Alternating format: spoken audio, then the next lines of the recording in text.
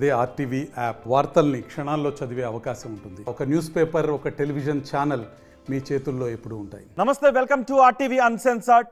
ఈరోజు ఆర్టీవీ అన్సెన్సార్డ్కి నేను వెల్కమ్ చేస్తున్నాను మాజీ మంత్రి BRS MLA Jagadish Reddy. Jagadish Reddy garu, welcome to RTV uncensored. Thank you.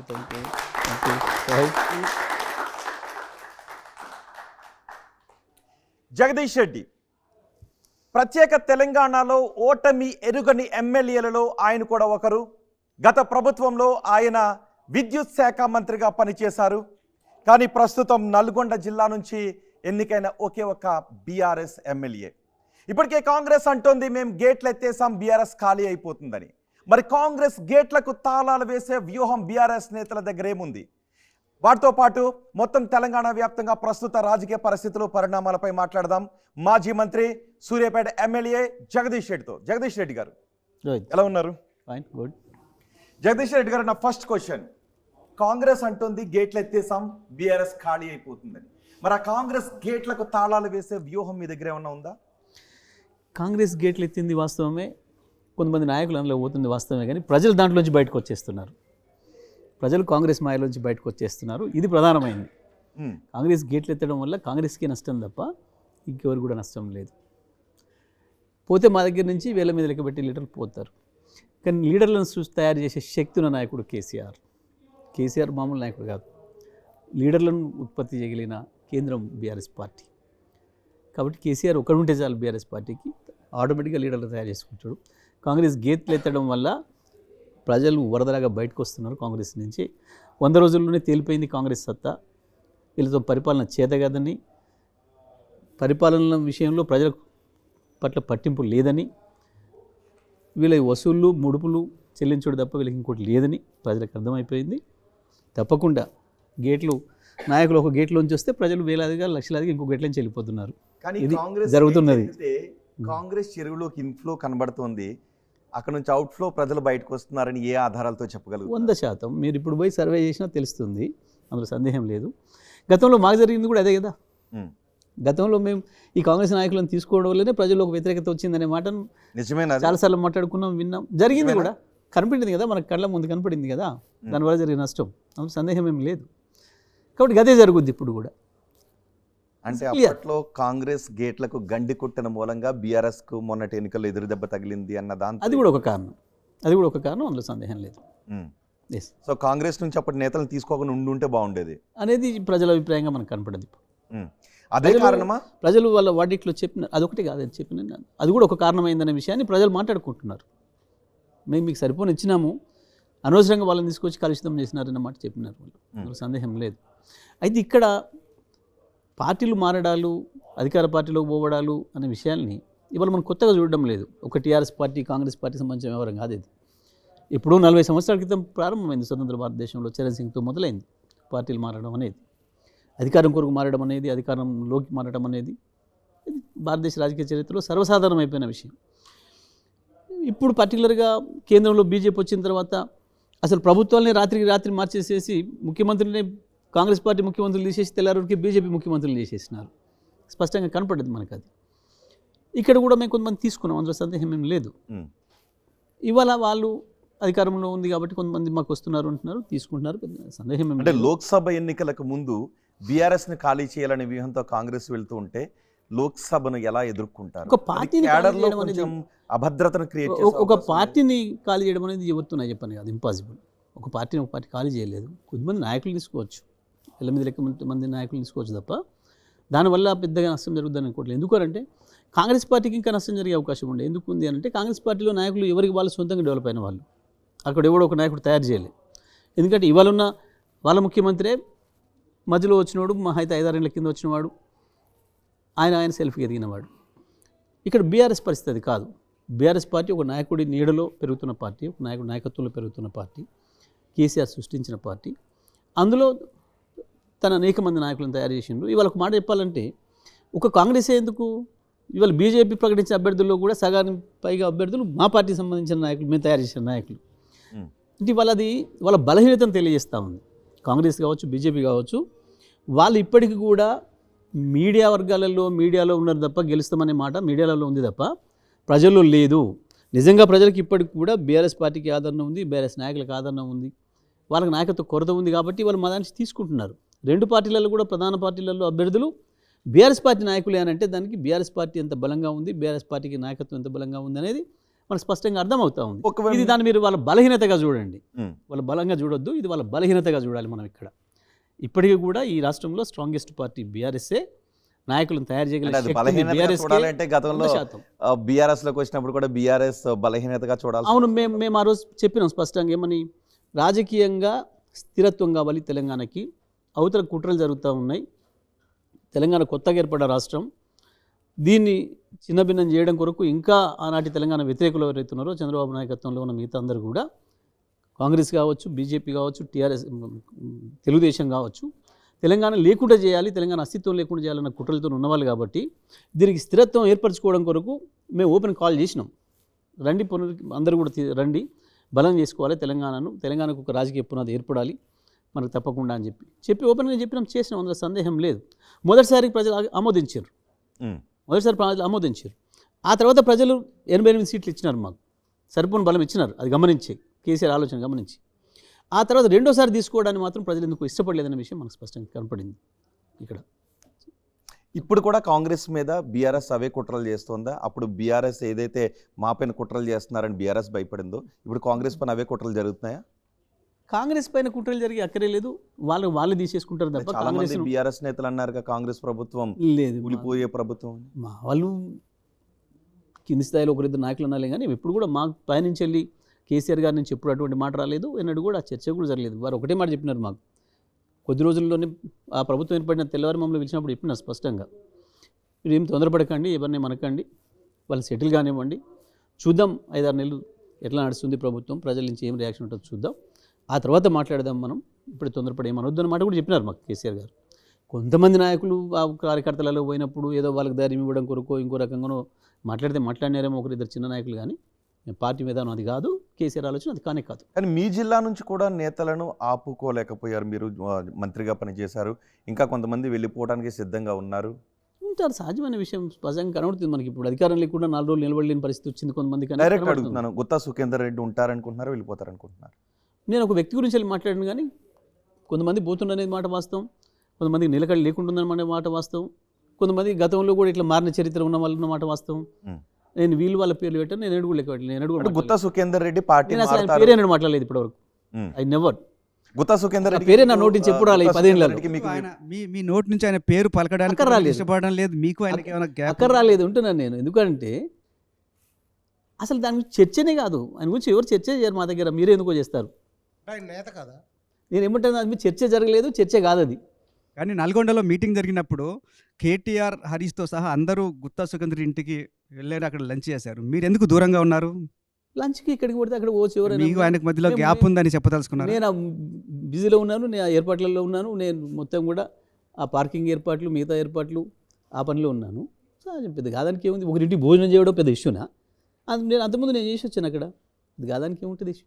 అంటే సూటిగా మీకు గుత్తా సుఖేందర్ రెడ్డికి మధ్యలో విభేదాలు ఉన్నాయా లేవా?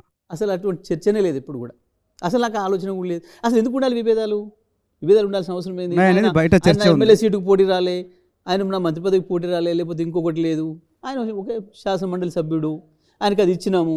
మొదటి రోజు వాళ్ళ అబ్బాయికి ఎంపీ టికెట్ రాకుండా మీరే అడ్డుకున్నారనేది బాగా ప్రచారం జరుగుతుంది. మేము అసలు ఇంక ఎంపీ టికెట్ డిక్లేర్ చేయలే కదా, ఆయనకి ఇచ్చే అవకాశం ఉందా? ఎందుకు లేదు, తప్పకుండా ఉండేది. ఉంటే వస్తే పోటీలో ఉంటామంటే చేస్తామని వాళ్ళు ప్రకటించుకున్నారు, చేయట్లేని వాళ్ళు ప్రకటించుకున్నారు, మీ టీవీలో మొదలు ప్రకటించినారు, మీ టీవీలో ప్రకటించినారు. అది నాకు ఎప్పుడు రాలేదు చర్చ, మా దగ్గర చర్చే రాలేదు అసలు. జగదీష్ రెడ్డి గారు, మీరు ఇప్పటికీ కూడా టీఆర్ఎస్ పార్టీ చాలా స్ట్రాంగ్గా ఉంది, తెలంగాణలో బలమైన పార్టీ అని చెప్తున్నారు, కానీ మీ పార్టీకి సంబంధించిన సిట్టింగ్ ఎంపీలందరూ కూడా వేరే పార్టీలకు వెళ్తున్నారు. ఎందుకు అంటే ధైర్యం లేక, మీ దగ్గర ఉంటే పోటీలో ఉండలేక? మేము స్పష్టంగా మేము కౌంట్లో తీసుకున్న వాళ్ళు వెళ్ళిపోతున్నారు, అందులో సందేహం ఏం లేదు, అందులో సందేహమే లేదు. కొద్దిమంది వ్యాపారాలు ఉన్న వాళ్ళు భయపడ్డారు, పైనుంచి భయపడుతున్నారు అని చెప్పి, రాష్ట్ర ప్రభుత్వం భయపడుతుంది, కేంద్ర ప్రభుత్వం భయపడుతుంది, కక్ష సాధింపు ధోరణి ఉంది అని. ఇప్పుడు ఈసారి ఒక విచిత్రమైన పరిస్థితిని మనం ఎదుర్కొంటున్నాం. మొదటిసారిగా బీజేపీ కేంద్రంలో అధికారంలోకి వచ్చిన తర్వాత, రెండోసారి కావచ్చు, ఇవాళ ఇక్కడ కాంగ్రెస్లోకి వచ్చిన తర్వాత మొదటిసారిగా మనం ఒక విచిత్రమైన పరిస్థితిని చూస్తున్నాం రాష్ట్రంలో. మీ అందరికీ కూడా తెలుసు మీడియా మిత్రులుగా, గతంలో ఎప్పుడు కూడా ఇటువంటి కక్ష సాధింపు ధోరణులు లేవు. ఏ పార్టీ వాళ్ళైనా, వ్యాపారాలు ఉన్న వాళ్ళైనా ఆ పార్టీలను కొనసాగినరు, వాళ్ళని ఎవరు కూడా ఇబ్బందులు పెట్టలే, వాళ్ళ వ్యాపారాల జోలికి పోలే, రాజకీయాలకు వ్యాపారాలకు ముడి పెట్టలే. కానీ మొదటిసారిగా కేంద్రంలో బీజేపీ చేసింది ఆ పని. వ్యాపారాలలో ఉండే చిన్న చిన్న లొసుగుల్ని ఆధారం తీసుకొని వాళ్ళని బ్లాక్మెయిల్ చేసి భయపెట్టించి ఐటీ సంస్థలను జోలి, ఈడీలను తోలి, సిబిఐ కేసులు పెడతామని చెప్పి పార్టీలు మార్పించే ప్రయత్నం అక్కడ బీజేపీ చేసింది. ఇక్కడ కాంగ్రెస్ ప్రభుత్వం కూడా ఆ ప్రయత్నం మొదలుపెట్టింది. అది వాళ్ళే చెప్తున్నారు, చాలామంది వెళ్ళిన వాళ్ళు కూడా ఇట్లా ఇబ్బంది పెడుతున్నారు, మమ్మల్ని మా సంస్థలపైన దాడులు చేస్తున్నారు అనే విషయాన్ని సాక్ష్యాలతో సహా ఉన్నాయి మనకి ఇవాళ. ఎందుకు అంటే ఈడీ నోటీసులు ఇచ్చిన చాలామంది బీజేపీ పార్టీలో పోగానే ఆ కేసులు మూసేసినారు. కేంద్ర మంత్రులు చేసిన వాళ్ళను, ముఖ్యమంత్రులు కూడా చేశారు. ఇవాళ బిశ్వా ఉన్నాడు, అంతకుముందు ఈడీ నోటీసులు ఇచ్చింది ఆయన కాంగ్రెస్ పార్లమెంట్ సభ్యులు ఉన్నప్పుడు, తీసుకుపోయి ఆయన ఏకంగా ముఖ్యమంత్రి చేసినారు. మరి ఏమైంది ఈడీ? ఇక్కడ సుజనా చౌదరి ఉన్నాడు, నోటీసులు ఇచ్చినారు, కాంగ్రెస్ దాంట్లో పోయిన తర్వాత ఏకంగా మంత్రిని చేసినారు. ఎక్కడ పోయింది ఈడీ? కొంత మీడియాలో కూడా గతంలో ప్రశ్నలు వేసేది కనీసం, ఇప్పుడు ఎందుకు ఆ ప్రశ్నలు వేసేది కూడా మర్చిపోయాను మీడియా మిత్రులు కూడా. దేశవ్యాప్తంగా నేను ఒక్కరిని అంటలేం లేదు, దేశవ్యాప్తంగా కావచ్చు, రాష్ట్రంలో కావచ్చు. గతంలో ప్రెస్ పెట్టాలంటే మామూలు వాళ్ళకి భయం ఉండేది, ఏం ప్రశ్నలు వస్తాయో అని. ఇవాళ దురదృష్టం ఏంటంటే ఆ పరిస్థితి పోయింది. కాబట్టి వాళ్ళకి ఇంకా తిరుగు లేకుండా అవుతుంది, ఇంకా ప్రశ్నించేవారు లేరన్న దాని మీద. ఇవన్నీ కళ్ళ ముందు ఉన్నాయి కదా, వాస్తవమే కదా. ఏ మీడియా హౌస్ కూడా ఇది చెప్పడానికి భయపడతా ఉంది. అది ఎందుకు అంటే వీళ్ళని కూడా భయపెట్టించేస్తున్నారు అని అర్థం. అంటే అప్రకటితమైన ఎమర్జెన్సీ ఈ దేశంలో కొనసాగుతూ ఉంది. అక్కడ కేంద్రంలో అదే జరుగుతుంది, ఇవాళ రాష్ట్రంలో కూడా అదే జరుగుతుంది. అంటే వచ్చే లోక్సభ ఎన్నికల్లో మరి మీ పార్టీ ఎన్ని సీట్లు గెలిచే అవకాశం ఉంది? గెలిచినా వారు మీ పార్టీలో కొనసాగే అవకాశం ఉందా? తప్పకుండా మేము అన్ని సీట్లలో మేమే ప్రధానమైన పోటీలో ఉంటాం. మొత్తం అన్ని సీట్లలో కూడా పోటీ మాకు కొన్ని చోట్ల బీజేపీతో ఉండే అవకాశం ఉంది, కొన్ని చోట్ల కాంగ్రెస్తో అవకాశం ఉంది. కానీ రాష్ట్రం అంతటా కూడా 16 సీట్లలో 17 సీట్లు అంటే మనకు తెలుసు, అది దానికి ఉండే ప్రత్యేకమైన పరిస్థితి. 16 సీట్లలో కూడా కామన్గా ఉండేది మేమే. కొన్ని చోట్ల కాంగ్రెస్ ఉంది మాతో పోటీలో, కొన్ని చోట్ల బీజేపీ ఉంది.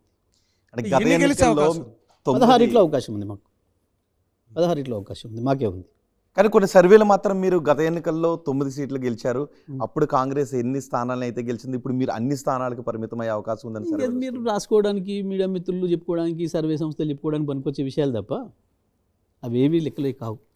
చూసినా మనం చాలా సందర్భాల్లో చాలా మట్టులు ఇట్లా ఫీల్ అయిన విషయాన్ని. కానీ మీరు ఒకటి ఏంటంటే మీకు ఇప్పటికి కూడా వాళ్ళ బలహీనత మీకే స్పష్టంగా కనబడుతుంది మీరు ఆ వైపు ఆలోచిస్తే. వాళ్ళకి నిజంగానే అంత గెలిచే అవకాశం ఏముంటే ఎందుకు వాళ్ళు ఉన్న దాంట్లో ఒక మనిషిని పెట్టుకోలేకపోతున్నారు? వాళ్ళ దాంట్లో నాయకులు ఉన్నారు కదా, ఎవరెవరు, ఎందుకు పెట్టుకోలేకపోతున్నారు? ఎందుకు టీఆర్ఎస్ నాయకుల వెంటనే బీఆర్ఎస్ నాయకుల వెంటనే పడుతున్నారు? కారణం ఏంది అంటే వాళ్ళ అభ్యర్థులను పెట్టుకుంటే గెలిచే పరిస్థితుల్లో లేరు. వాళ్ళు బీఆర్ఎస్ పార్టీలో ఉన్న బీఆర్ఎస్ నాయకులు వాళ్ళు కాంగ్రెస్ లోకి వచ్చేస్తామని వాళ్ళు అడుగుతున్నారా? ఊరికే తీసేసుకుంటారా?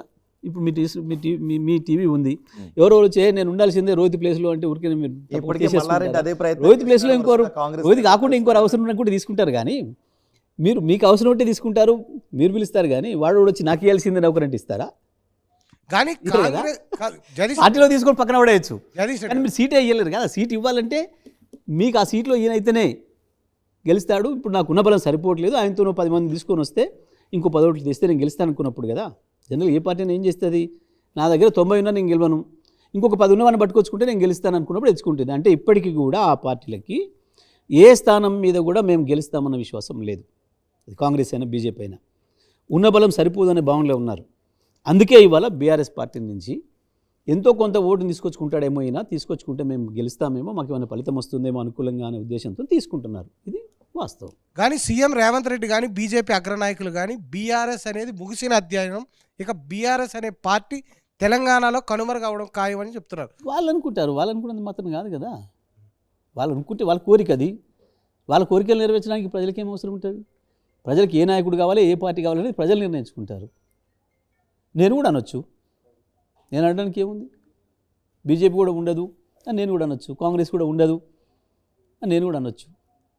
అనుకుంటే అన్నంత మాత్రం అవుతుందా? 100 రోజుల ఆంధ్రప్రదేశ్లో కాంగ్రెస్ మొత్తం లేకుండా పోద్దని ఎవరు అనుకున్నారు 2014 ముందు? అనుకోలే కదా.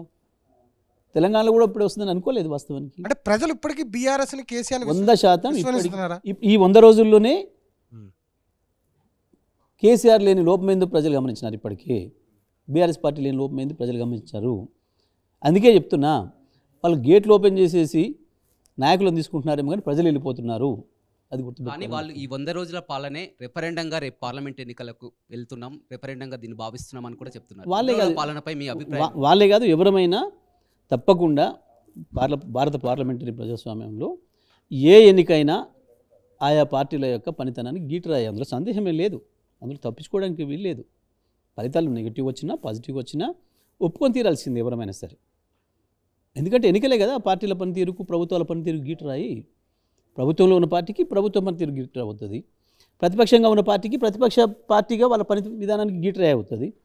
కాకపోతే ఇక్కడ మనకు సమస్య ఏంటి అంటే సాధారణమైన ఎన్నికలకి ఇప్పుడు ఈ ఎన్నికల మధ్యన 3-4 ఏళ్ళ తేడా ఉంది. ప్రజల్లో ఇంకా అంత అసంతృప్తి వచ్చిందా లేదా అనేది ఒక అనుమానం పరిశీలకుల్లో ఉంది, అది అందరిలో ఉంది. కొంత మార్పు వచ్చిన మాట వాస్తవం. 2000 మొన్న ఎన్నికల్లో 23 ఎన్నికల్లో ఏదైతే బీఆర్ఎస్ పార్టీకి వచ్చినాయో ఓట్లు దానికంటే పెరిగేది వాస్తవం బీఆర్ఎస్ పార్టీకి. కాంగ్రెస్ పార్టీకి మొన్న వచ్చిన ఓట్ల కంటే తగ్గేది ఖాయం. నిన్న దానం నాగేందర్పై అనర్హత వేటేయాలని స్పీకర్ని కలవడం జరిగింది. ఏం జరగబోతుంది దానం విషయం? తప్పకుండా ఉన్న చట్టాల ప్రకారం అనర్హత వస్తుంది. ఇంకోటి ఏంటంటే గతంలో స్పీకర్లు చాలా సంవత్సరాల తరబడి నానబెట్టిన సందర్భాలు ఉన్నాయి. కానీ ఈ మధ్యకాలంలో సుప్రీంకోర్టు కూడా రూలింగ్ ఇచ్చింది, ఎక్కువ కాలం అట్లా పెట్టుకోవడానికి లేదు. ఆ చట్టం యొక్క అసలు ఉద్దేశమే నీరుగారిపోతుంది. మీరు అది చేయడం వల్ల ప్రజలకు విశ్వాసం పోతుంది చట్టాలపైన. కాబట్టి తొందరగా ఎంత వీలైన తొందరగా చేయాలి అని చెప్పేసి బీఆర్ఎస్లో కూడా చేరారు కదా కాంగ్రెస్ అది పార్టీ, విలీనం చేశారు. టెక్నికల్గా వీలు కాలేదు, అసలు కంప్లీట్ లేదు కదా. ఇప్పుడు కూడా విలీనానికి మళ్ళీ సిద్ధం కాబోతున్నారు వీరంతా. ఒక్కడితో కాదు కదా. ఇప్పుడే ఒక 26 మంది ఎమ్మెల్యేలను లాగేయాలని చూస్తున్నారు, చాలామంది టచ్లో ఉన్నారు. 26 మంది ఎమ్మెల్యేలు కాంగ్రెస్లోకి వస్తే ఎల్పీ విలీనం అయిపోయినట్లు అవుతుందనే విధంగా కాంగ్రెస్ వ్యూహంతో ముందుకెళ్తుందని చెప్తున్నారు. వెళ్తే అంతే అవుతుంది కదా, వెళ్తే అంతే అవుతుంది. అందులో సందేహం 26 మంది ఎమ్మెల్యేలు ఉన్నారా కాంగ్రెస్లోకి వెళ్ళిపోవడానికి సిద్ధంగా? లేరు, అందులో సందేహం ఏం లేదు. వెళ్తే మీరు అన్నట్లు టెక్నికల్గా 26 మంది వస్తేనే సాధ్యమవుతుంది. అప్పుడు 12 మంది వస్తే ఎట్లయితే సాధ్యమైందో 18లో 12 వస్తేనే సాధ్యమైంది. ఇప్పుడు కూడా 26 వస్తే సాధ్యమైంది అనేది ఒక లెక్క. అది చట్ట ప్రకారం ఇది ఉంది అని చెప్తున్నారు. అది కానీ చట్టానికి ఇప్పటికీ సంబంధించిన కొంతమంది చర్చ అది. నేతలు బీఆర్ఎస్ నుంచి వెళ్ళి ముఖ్యమంత్రిని కలుస్తున్నారు. బీఆర్ఎస్ అధినేత అధిష్టానం అనుమతి లేకుండా ఎవరు కూడా ముఖ్యమంత్రిని కలవద్దు అని స్పష్టంగా ఆదేశాలు జారీ చేసినప్పటికీ వెళ్ళి కలుస్తున్న చేయలేదు. ఇప్పుడు మేమేం చేయలేదు, ఎప్పుడు చేయలేదు. ఎవరు ముఖ్యమంత్రి చెప్పారుగా. No, never never we never told. మంత్రులను కూడా ప్రజాక్షేత్రంలోనే కలవండి, ముఖ్యమంత్రిని నేరుగా కలవద్దు అని చెప్పారని వార్తలు వచ్చాయి. లేదు, మాకు కేసీఆర్ గారు ఎప్పుడు కూడా చెప్పలేదు. వివిధ కార్యక్రమాల సందర్భంగా కలవచ్చు, వివిధ కార్యక్రమాల సందర్భంగా కలవచ్చు. కొంతమంది మేము ఏదో డెవలప్మెంట్ యాక్టివిటీ కొరకు పోయినాం, మాకు ఏదో సమస్య పోయినాం అంటున్నారు. సరే, వ్యక్తిగత కానీ ఇప్పుడు రేవంత్ రెడ్డి సర్కార్ను కూలగొట్టడానికి పడగొట్టడానికి కుట్ర జరుగుతోంది.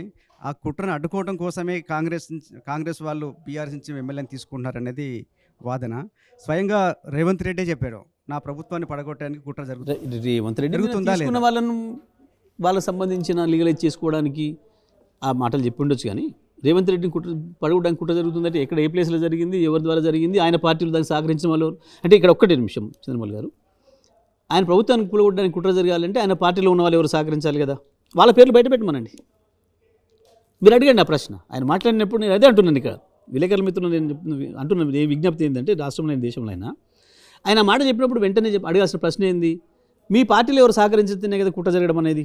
మరి మీ దాంట్లో కుట్ర చేస్తున్న వాళ్ళు ఎవరు, మిమ్మల్ని కూలగొట్టడానికి ఆ విషయం చెప్పండి బయటకు అని చెప్పాలి. మీ పార్టీ నుంచి ఏమైనా ప్రయత్నం జరుగుతుందా? నేను ఏమంటున్నా, మా పార్టీ నుంచి ప్రయత్నం జరగడం పక్కన పెట్టండి. అది మా నుంచి జరుగుతుందా, బీజేపీ జరుగుతుందా, ఇంకో నుంచి జరుగుతుందా, ఇంకో వాళ్ళ పార్టీలనే జరుగుతుందా? కాంగ్రెస్ పార్టీ గత చరిత్ర మనం చూసినప్పుడు ఎప్పుడైనా వాళ్ళ పార్టీలోనే కుట్రలు జరిగినాయి. మీరు కాంగ్రెస్ చరిత్ర తీయండి, ఎప్పుడైనా వాళ్ళ పార్టీలోనే వాళ్ళ ప్రభుత్వాలను కూలగొట్టడానికి కుట్రలు జరిగినాయి. ఇప్పుడు కూడా గది వాస్తవానికి ఆయన అడగండి, మరి మీ పార్టీలో మిమ్మల్ని కూలగొట్టడానికి కుట్ర చేస్తున్న వాళ్ళు ఎవరు, లేదా అవతల వేరే శక్తులు కుట్ర చేస్తే దానికి మీ దాంట్లో సహకరిస్తున్న వాళ్ళు ఎవరు, వాళ్ళ పేరు చెప్పమని అడగండి. ఆ పేరు చెప్తే మనం నమ్మొచ్చు, ప్రజలు కూడా నమ్మొచ్చు, మేము కూడా నమ్మొచ్చు. లోక్సభ ఎన్నికల తర్వాత రేవంత్ సర్కార్ ఉండదని చెప్పి మీ పార్టీ నాయకులు పదే అంటున్నారు. మా నాయకుడు ఎప్పుడు అనలేదు అన్నారు, కడియం శ్రీహరి మా నాయకుడు ఎప్పుడు అనలేదు. అన్నారు. నేనేమంటున్నా, మా నాయకుడు ఎప్పుడు అనలేదు. నేను అంటుంది మా నాయకుడు ఎప్పుడు అనలేదు. మా నాయకుడు కేసీఆర్, మా నాయకుడు ఎప్పుడు అనలేదు. అదే మీ పార్టీలో సెకండ్ థర్డ్ ఎవరో వాళ్ళ కింద కార్యకర్తలు సంతోషపెట్టడానికి, కార్యకర్తలకు ధైర్యం చెప్పుకోవడం కొరకు ఇది ఎన్ని రోజులు ఉంటుంది తీయవా, ఎందుకు భయపడుతుందని చెప్పొచ్చు. అది పెద్ద చర్చ కాదు.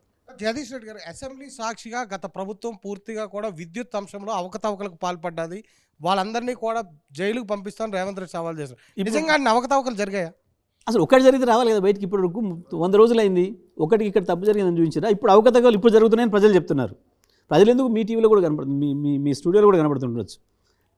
అప్పుడప్పుడు విద్యుత్ పోవడం రావడం, నిమిషానికి ఒకసారి పోవడం రావడం, ఓకే మీ అందరి అనుభవంలోకి వచ్చి ఉండొచ్చు. జగదీష్ రెడ్డి. అవకతవకలు ఇప్పుడు జరుగుతున్నాయి, అప్పుడు ఎప్పుడు ఏం జరగలేదు. అవే- అయితే ఎందుకు ఆలస్యం అవుతుంది? ఓకే దాన్ని కానీ ఎందుకు ఎదుర్కోలేకపోతుంది బీఆర్ఎస్? ఎందుకు ఎదుర్కోవడానికి ఏముందని, పనికి మళ్ళీ చెత్తవాగుడికి ఎదుర్కోవడానికి ఏముంటుంది? అధ్యక్ష జెన్కో కూడా టెండర్ పిలవాలి, బిహెచ్ఎల్ కూడా పార్టిసిపేట్ చేసింది అక్కడ జార్ఖండ్లో. అప్పుడు అడిగిన అసెంబ్లీలో ఉండి అడిగినది, అడిగితే దాన్ని మాట్లాడలే. దాంట్లో పెద్ద స్కామ్ జరిగింది. వీరి పాత్ర కూడా చాలా ఉంది ఇలా. ఈయన పాత్ర 10,000 కోట్లు తిన్నాడు అలా. నేను ఇంకోటి చెప్తున్నా అధ్యక్ష, ఇది ఆన్ రికార్డ్ చెప్తున్నా, నేను ఇవన్నీ కూడా సాక్ష్యాలు ప్రూవ్ చేస్తా. ఇది 50,000 కోట్లు పెరిగింది అధ్యక్ష. ఇప్పుడు 50,000 కోట్ల పెరిగింది. ఇది లాస్ కాదు, మ్యాన్ మేడ్ మిస్టేక్స్ అధ్యక్ష, మ్యాన్ మేడ్ మిస్టేక్స్. ఇది ఎవరితో కావాలని జరిగిన విషయం కాదు అధ్యక్ష. చెప్తా ఎటర్ పోతాం, అన్ని పోతాం. మీరు తింటేదంతా కక్కిపిస్తాం. మీరు అనుకుంటారు ఇవాళ మీరు వదిలిపెడతాం అనుకుంటారు అధ్యక్ష. ఎస్ ఇది బట్టలు చెప్పుకొని రోడ్ల మీద తిరిగే కేసు ఇది కొద్ది రోజుల్లో. ఎందుకంటే అసెంబ్లీలో ఫ్లోర్లో మాట్లాడుతున్న సోయిలో కూడా మాట్లాడాడు, తాగొచ్చి మాట్లాడాడే మా రోజు. అసలు అగ్రిమెంట్ అనేది బిహెచ్ఎల్కి జెన్కోకి, రెండు రాష్ట్ర ప్రభుత్వం, కేంద్ర ప్రభుత్వ సంస్థ, రాష్ట్ర ప్రభుత్వ సంస్థ. ప్రభుత్వ సంస్థల మధ్యన కూడా అవినీతి ఉంటుందా? కానీ సాధ్యమవుతుందా? ఇప్పుడు తెలుగుండి మాట్లాడినట్ట, అకల్లిక మాట్లాడినట్ట, కాలిదప్ప మాట్లాడినట్ట. నేను ఇప్పటివరకు ఈ దేశంలో గతంలో ఏమైనా ఉందో చరిత్ర నాకు తెలియదు, కానీ ఒక మంత్రి, మాజీ మంత్రి ఫ్లోర్లో విచారణ చేసుకోండి, ఏ సంస్థలతో చేసుకుంటారో, న్యాయ విచారణ చేస్తారా, సిట్టింగ్ జడ్జితోనా, కమిషన్తోనా చేసుకోండి అని చెప్పిన మంత్రిని నేను. దమ్ముంటే బయట పెట్టాలి. అంటే లేదు మరి ఇప్పుడు సప్పు లేదు. యాదాద్రి ఇప్పటి వరకు ఒకటి BHEL తో ఒప్పందం చేసుకుని BHEL వెనక నుంచి మరి కొంతమందిని అందులోకి వచ్చేలాగా చేశారు.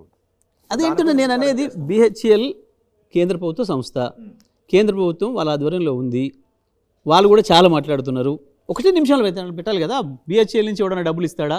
బిహెచ్ఎల్ చైర్మన్ నీకు లంచం ఇస్తాడా? సాధ్యమవుతుందా? కేంద్ర ప్రభుత్వ సంస్థ చైర్మన్ ఇంకో చైర్మన్కి ఏమన్నా లంచం ఇస్తాడా? తెలివిని మాట్లాడేది అసలు ఇదేమన్నా బుర్రమున రాజకీయ కూడా జగదీష్ రెడ్డి గారు కోమటిరెడ్డి ఆరోపించినట్టుగా 10,000 కోట్లు ఏం చేశారు? ఆయన దగ్గరే ఉండి ఉండొచ్చు, ఆయనకే ఇచ్చానేమో, అది అడుగుతూ మరి ఆయన. ఇది మెంటల్ కేసు తప్ప ఇప్పుడు బుర్రమునోడు మాట్లాడతారు అసలు ఆ మాటలు. జగదీష్ రెడ్డి జరిగిన అగ్రిమెంట్ 20,000 ఆడ, రెండు సంస్థల మధ్యన 19,000కు 20,000కు ఏం తెలుగులో మాట్లాడరా అవి? జగదీష్ రెడ్డి గారు విద్యుత్ వీళ్ళని మీ మీడియా మిత్రులు తీసుకుంటారు హైదరాబాద్, కానీ వీళ్ళని పిచ్చి బ్రదర్స్ లాగా చూస్తారు, మా దగ్గర మెంటల్ బ్రదర్స్ లాగా చూస్తారు వీళ్ళని. ఓకే, ఇంకొక బ్రదర్ మాట్లాడారు కోమటిరెడ్డి, రాజగోపాల్ రెడ్డి కూడా మాట్లాడారు. రాజగోపాల్ రెడ్డి ఏం మాట్లాడారో చూసినప్పుడు మాట్లాడారు. రాజగోపాల్ రెడ్డి బయట ఎన్నో ఆశలతోటి ఆత్మ బలిదానంతో వచ్చిన తెలంగాణని అప్పులపాలు చేసి ఈయన అంటాడు మన మంత్రి గారు, మాజీ మంత్రి గారు కిరసనాయిల దీపంలో చదువుకున్నట్టు. ఈ కిరసనాయిల దీపంలో చదువుకున్న మాజీ మంత్రి, కిరాయి ఇంట్లో ఉన్న మాజీ మంత్రి 2014లో ఈరోజు నాగారం తుంగతుర్తిలో బంగ్లా కట్టి 1000 కోట్లు ఎట్లా సంపాదించిన అధ్యక్ష? ఎక్కడికి వెళ్ళి వచ్చినాయి అధ్యక్ష? రాష్ట్రాన్ని అప్పులోకి నెట్టేసి, ఈ పవర్ మినిస్టరు విద్యుత్ సంస్థలను అప్పులోకి నెట్టేసి, ఈయన మంత్రిగా మాత్రం భూములు, ఇసుక మాఫియా 1000 కోట్లు దోసుకున్న చరిత్ర ఈయనది మాకు చెబుతున్న అధ్యక్ష. ఇప్పుడు ఈ మెంటల్ కేసులు చెప్పాలి. మీరు నిజంగా కిరాయి ఇంట్లో ఉన్నారా 2014లో? ఇప్పుడు కూడా కిరాయి ఇంట్లో ఉన్నా. ఇప్పుడు 1000 కోట్ల రూపాయలు సంపాదించారు. You come with me.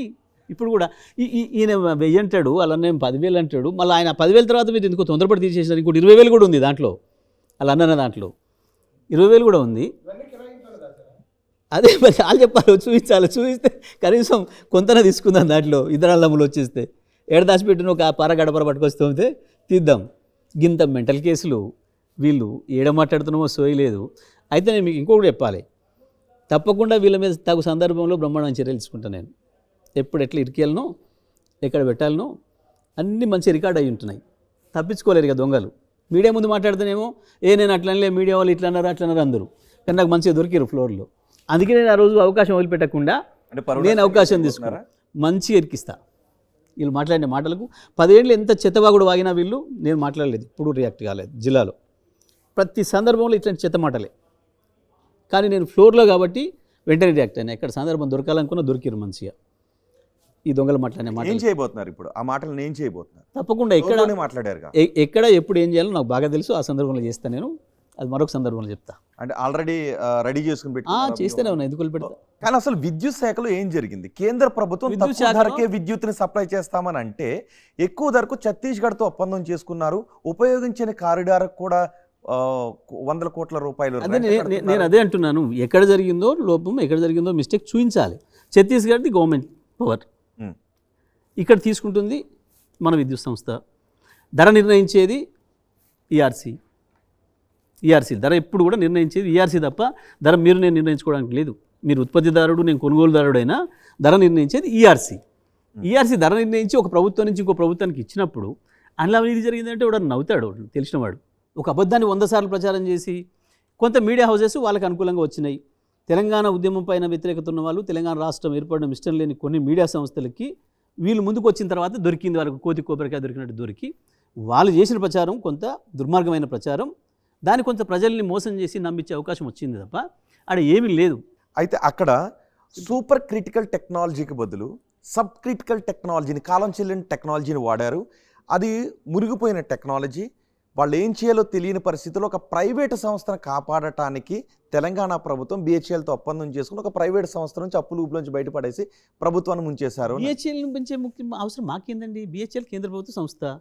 BHEL అప్పుల నుంచి బయటపడించి అక్కడ మాకే BHEL కాదు, BHELతో సబ్ క్రిటికల్ టెక్నాలజీని ఒప్పందం చేసుకున్న సంస్థని BHEL కదా, బయటపడేయటం. మాకు ఇచ్చేది BHEL కదా, వాడోడు కాదు కదా. BHEL నుంచి కొనుగోలు చేసింది సబ్ క్రిటికల్ టెక్నాలజీనా సూపర్ క్రిటికల్ టెక్నాలజీ? 100% అది సబ్ క్రిటికలే.